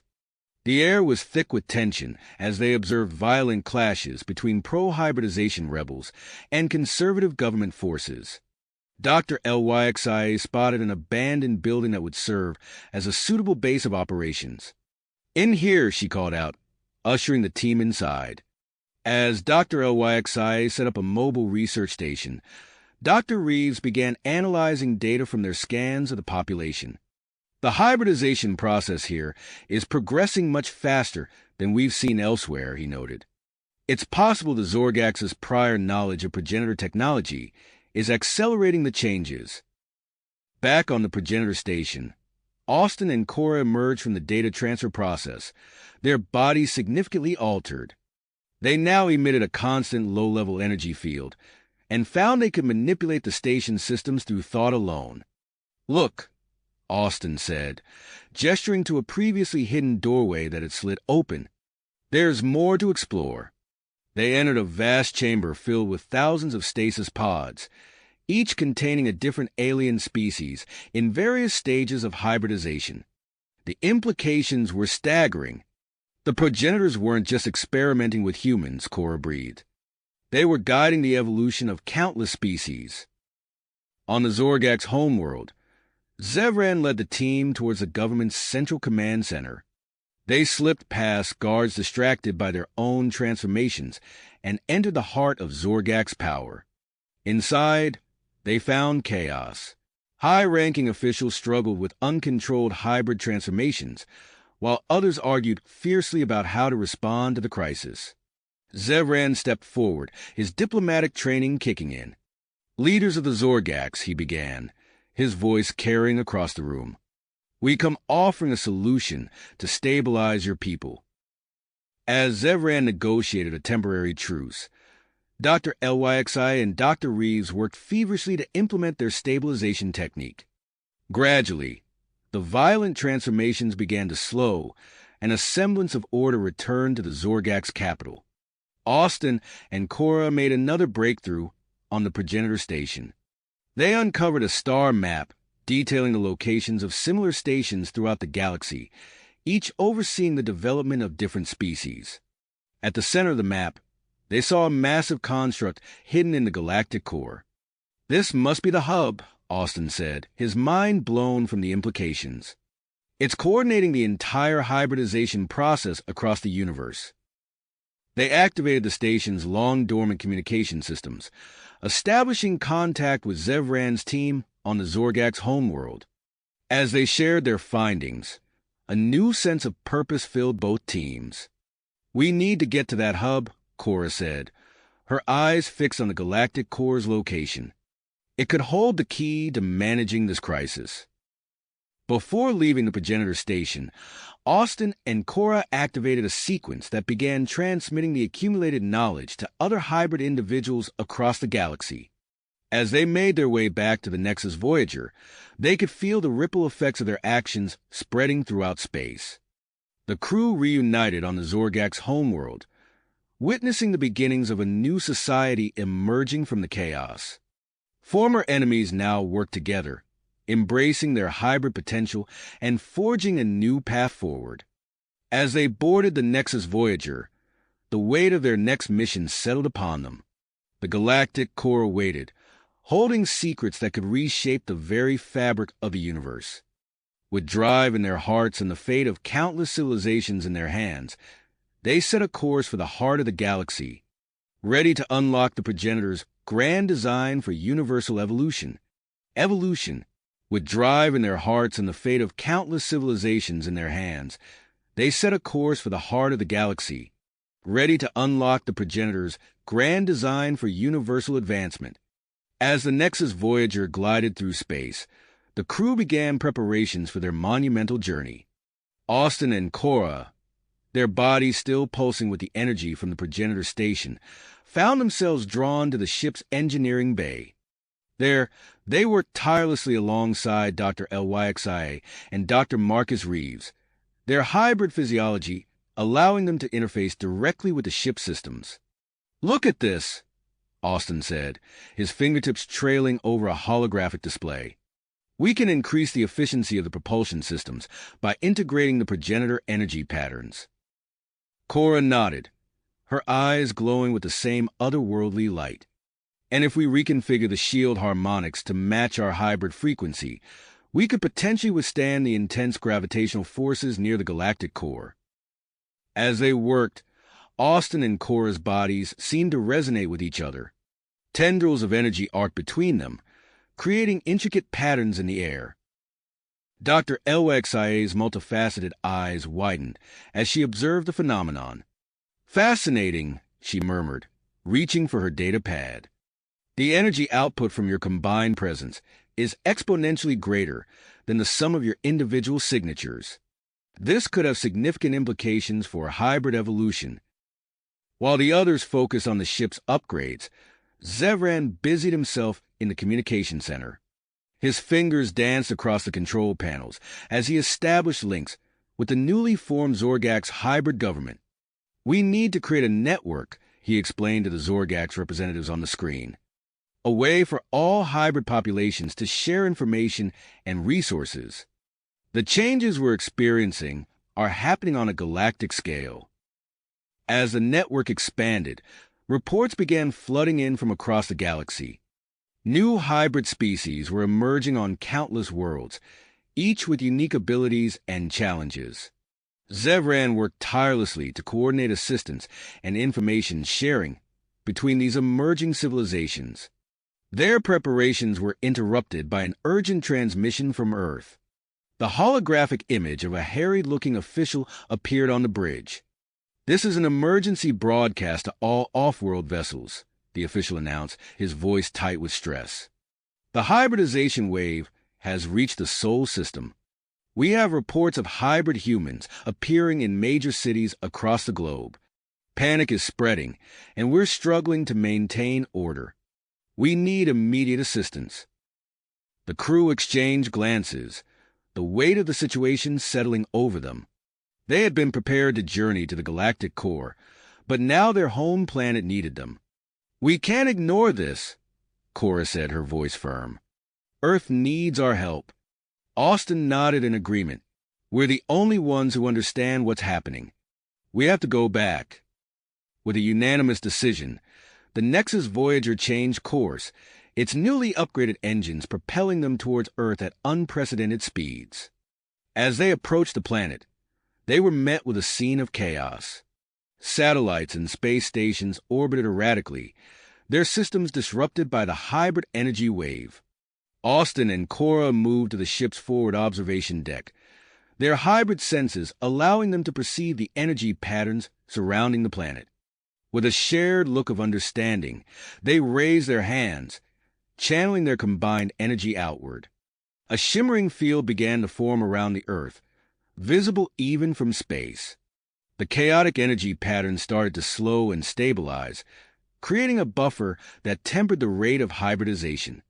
On the surface, Dr. LYXI and Dr. Reeves wasted no time in setting up research centers in major cities. They worked alongside Earth scientists, sharing their knowledge and developing treatments for those struggling with the transformation process. Meanwhile, Zevran found himself mediating conflicts between hybrid and non-hybrid factions. In New York, he stood between a group of newly transformed hybrids and a crowd of frightened humans. "We must find a way to coexist," he urged, his voice carrying across the tense gathering. "The changes you're experiencing are part of a greater galactic evolution. Together, we can navigate this new reality." As the situation on Earth began to stabilize, Austin and Cora made a startling discovery. Their hybrid senses detected a faint energy signature emanating from the moon. "There's something there," Cora said, her eyes fixed on the lunar surface. "Something old and familiar." Without hesitation, they prepared for a lunar expedition. As their shuttle approached the moon's surface, the energy signature grew stronger. They landed near a nondescript crater, but their hybrid vision revealed a hidden entrance pulsing with progenitor energy. Inside, they found a vast complex of alien technology. Holographic displays sprang to life as they entered, responding to their hybrid energy signatures. Austin approached the central console, his hand hovering over its surface. "This is incredible," he breathed. "It's a complete genetic record of Earth species. And look at these simulations. They're showing potential evolutionary paths for humanity." As they delved deeper into the facility's databanks, the true purpose of the outpost became clear. The progenitors had designated Earth as a focal point in their grand plan for galactic evolution. Humanity, with its diverse genetic potential, was meant to play a crucial role in the cosmic hybridization process. Their exploration was cut short as the facility's ancient security systems suddenly activated.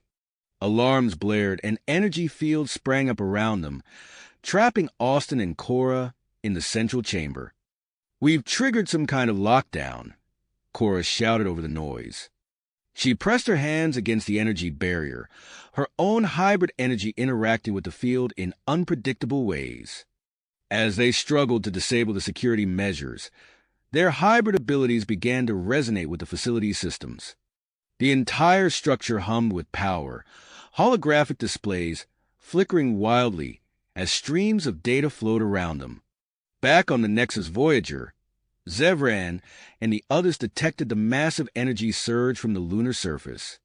They quickly mobilized a rescue mission, using their upgraded systems to breach the facility's defenses.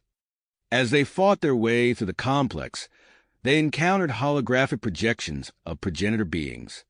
Each apparition spoke in cryptic phrases, hinting at humanity's role in the cosmic order. The seed of change lies within, one projection intoned.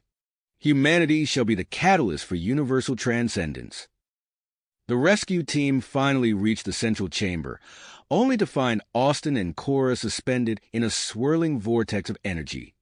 Their bodies seemed to be absorbing vast amounts of data from the facility's core. Zevran approached cautiously, reaching out to extract his friends from the energy field. As his hand made contact, the vortex suddenly expanded, engulfing the entire rescue team in a blinding flash of light.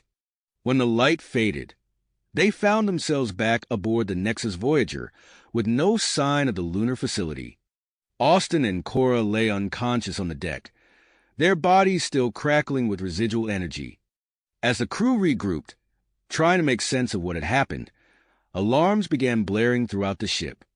On the main view screen, they watched in awe as a massive energy wave swept across the Earth, accelerating the hybridization process to an unprecedented degree. Reports flooded in from all corners of the globe. The panic that had gripped humanity began to subside as people adapted to their new hybrid abilities with surprising speed and stability. Austin and Cora regained consciousness, their eyes glowing with newfound knowledge. As they shared their experiences with the crew, the full scope of the progenitor's plan began to unfold before them. Earth isn't just another world in their experiment, Austin explained, his voice filled with wonder. It's a linchpin in the entire process. Humanity is meant to be a catalyst for the next stage of cosmic evolution. The crew of the Nexus Voyager found themselves at a crossroads. The hybridization of Earth was proceeding faster than they had ever anticipated. They now faced a critical decision: remain on Earth to guide humanity through its rapid transformation, or continue their journey to the progenitor hub at the galactic core.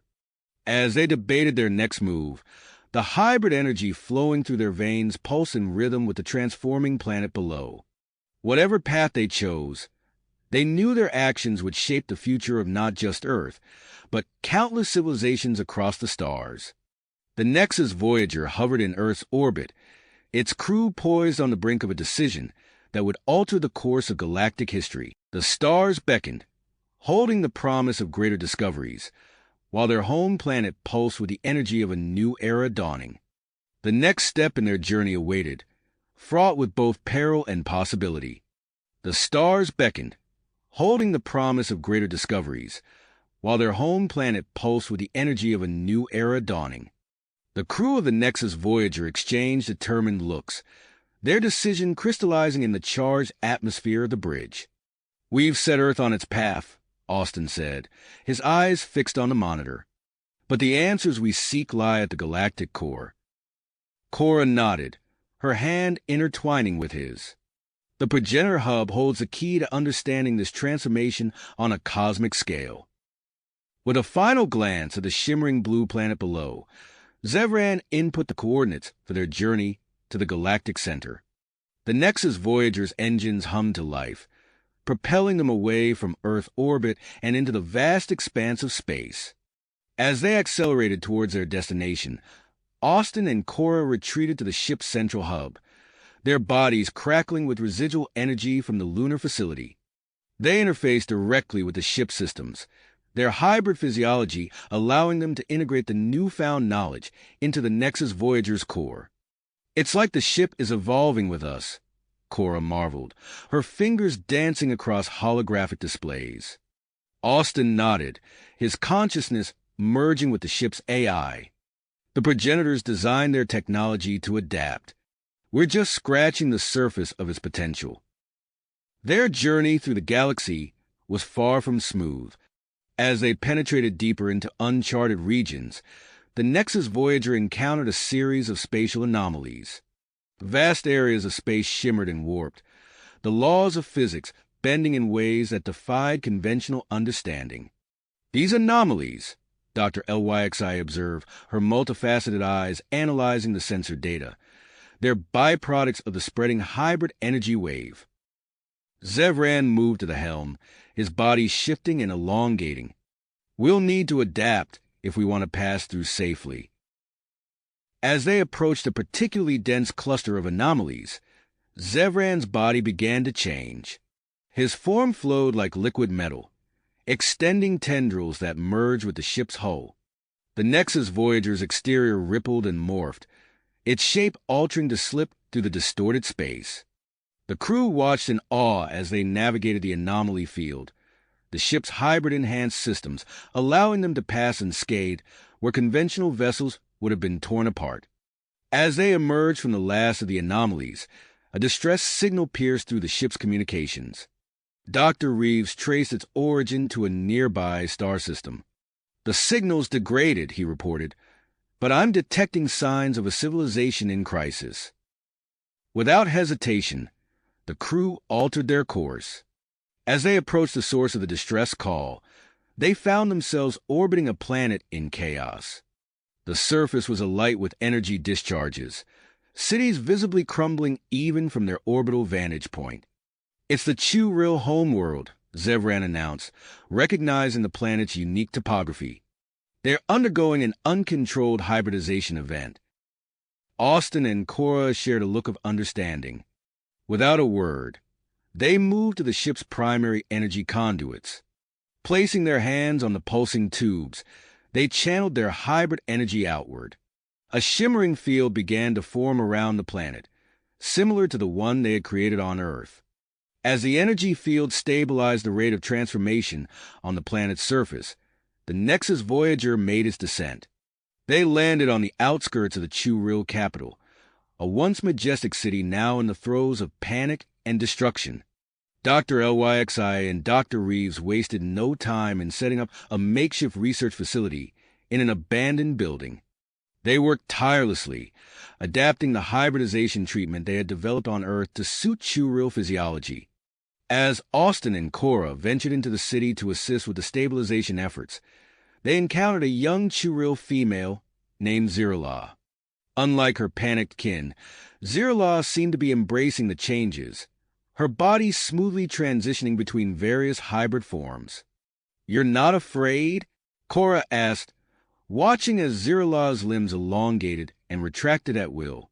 Zirla's multifaceted eyes sparkled with excitement. "Afraid? This is evolution in action.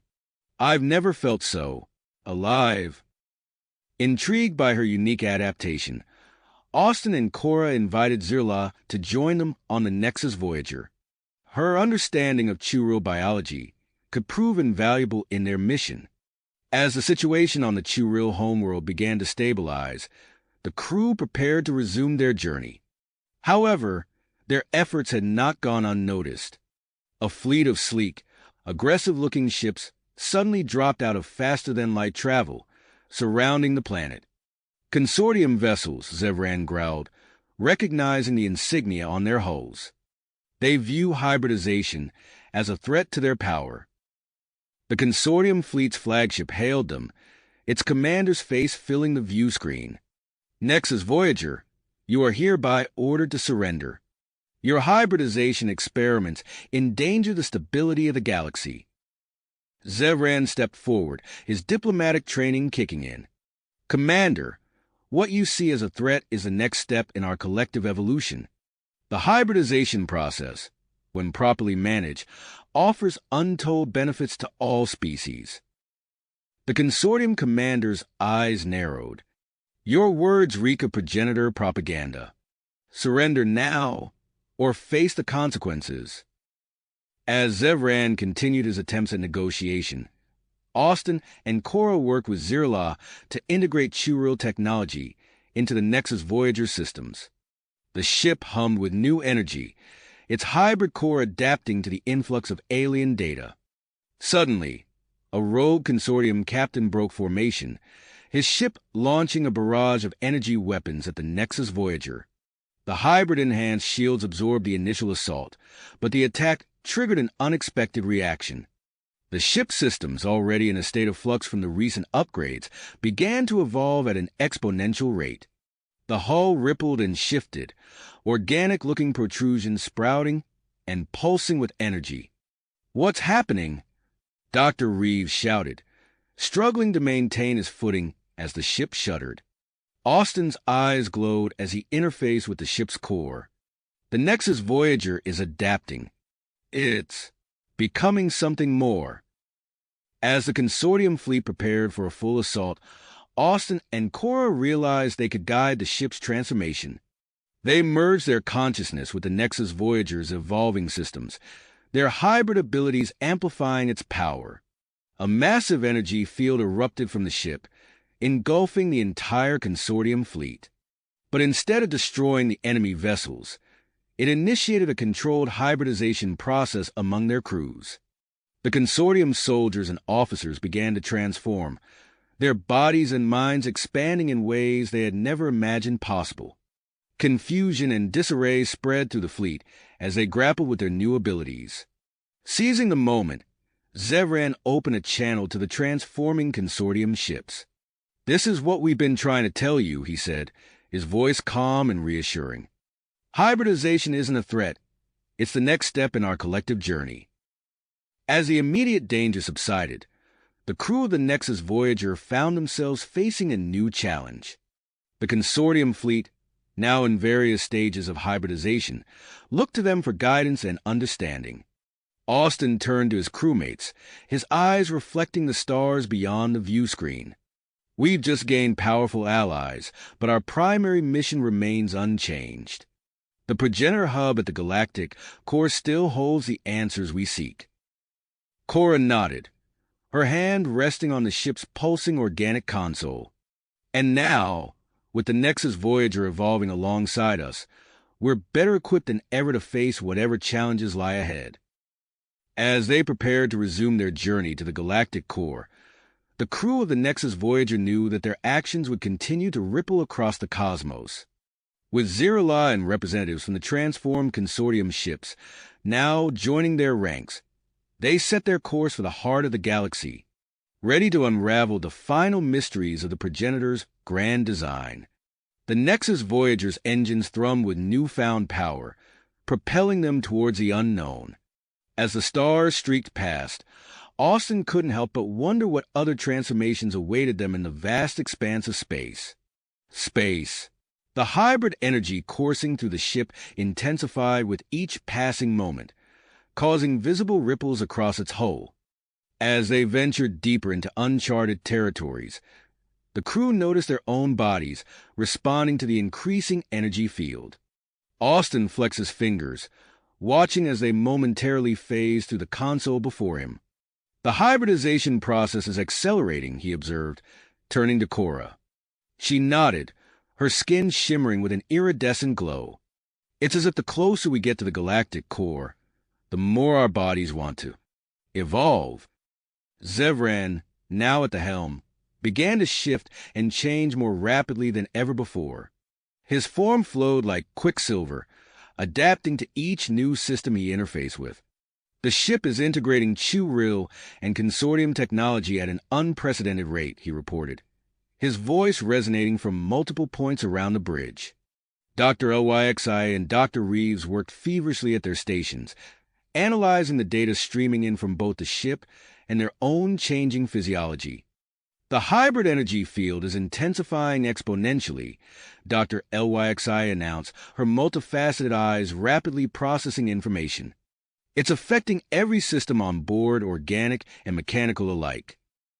As they approached the coordinates of the progenitor hub, a massive, swirling vortex of energy and matter came into view. The sight was both awe-inspiring and terrifying, a cosmic maelstrom that defied conventional understanding. By all the stars, Zirla gasped, her crystalline form refracting the light from the vortex. It's beautiful. Austin and Cora moved to the front of the bridge, their bodies now pulsing in sync with the energy emanating from the hub. As they gazed into the swirling mass, a realization struck them simultaneously. "It's alive," Cora whispered, her eyes wide with wonder. Austin nodded, feeling a pull towards a vortex. "Not just alive, it's conscious. This is the progenitor hub, a living construct created to guide galactic evolution." Before anyone could respond, a tendril of energy reached out from the vortex, enveloping the Nexus Voyager. Instead of harming the ship, it established a direct link with Austin and Cora. Their minds expanded, connecting with the vast consciousness of the hub. Information flooded their senses, revealing the true nature of the progenitor's plan. Visions of countless worlds and civilizations flashed before them, all undergoing their own unique hybridization processes. The convergence. Austin and Cora spoke in unison, their voices resonating with newfound knowledge. A cosmic event where the boundaries between dimensions will dissolve, allowing for a quantum leap in evolution. As this revelation washed over them, Austin and Cora's bodies began to blur and merge. Their individual forms dissolved into a single, radiant being of pure energy. This new entity, a perfect fusion of human and Talaxian hybrid traits, pulsed with the power of the progenitor hub. Zevran watched in amazement as the transformation unfolded. He felt his own body responding, shifting rapidly through various hybrid forms before settling into a stable, multifaceted being.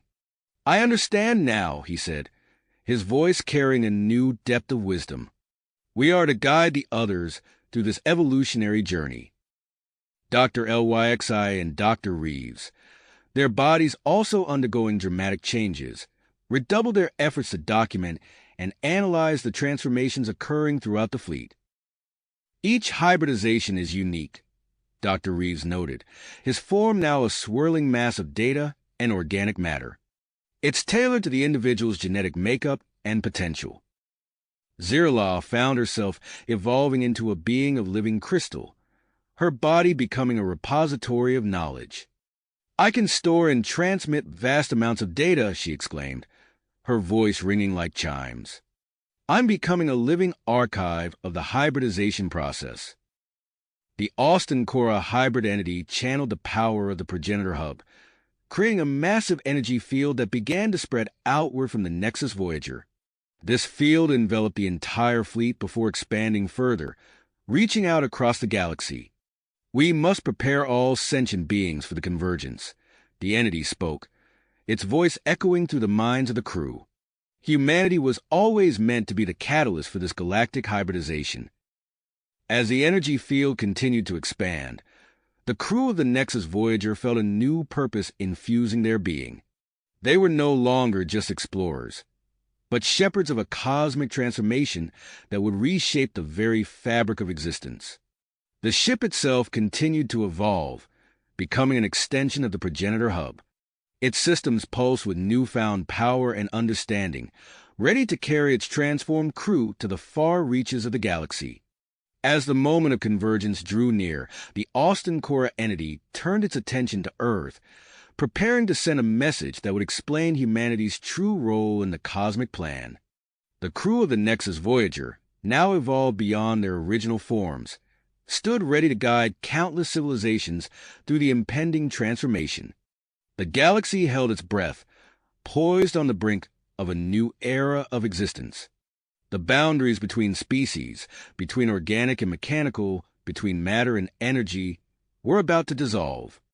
And at the heart of it all, the crew of the Nexus Voyager watched as the fruits of their journey began to unfold on a cosmic scale. You have reached the end of the story. If you enjoyed this story and want to support us, please leave a like and subscribe to our channel.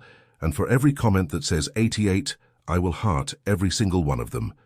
Thank you for your time.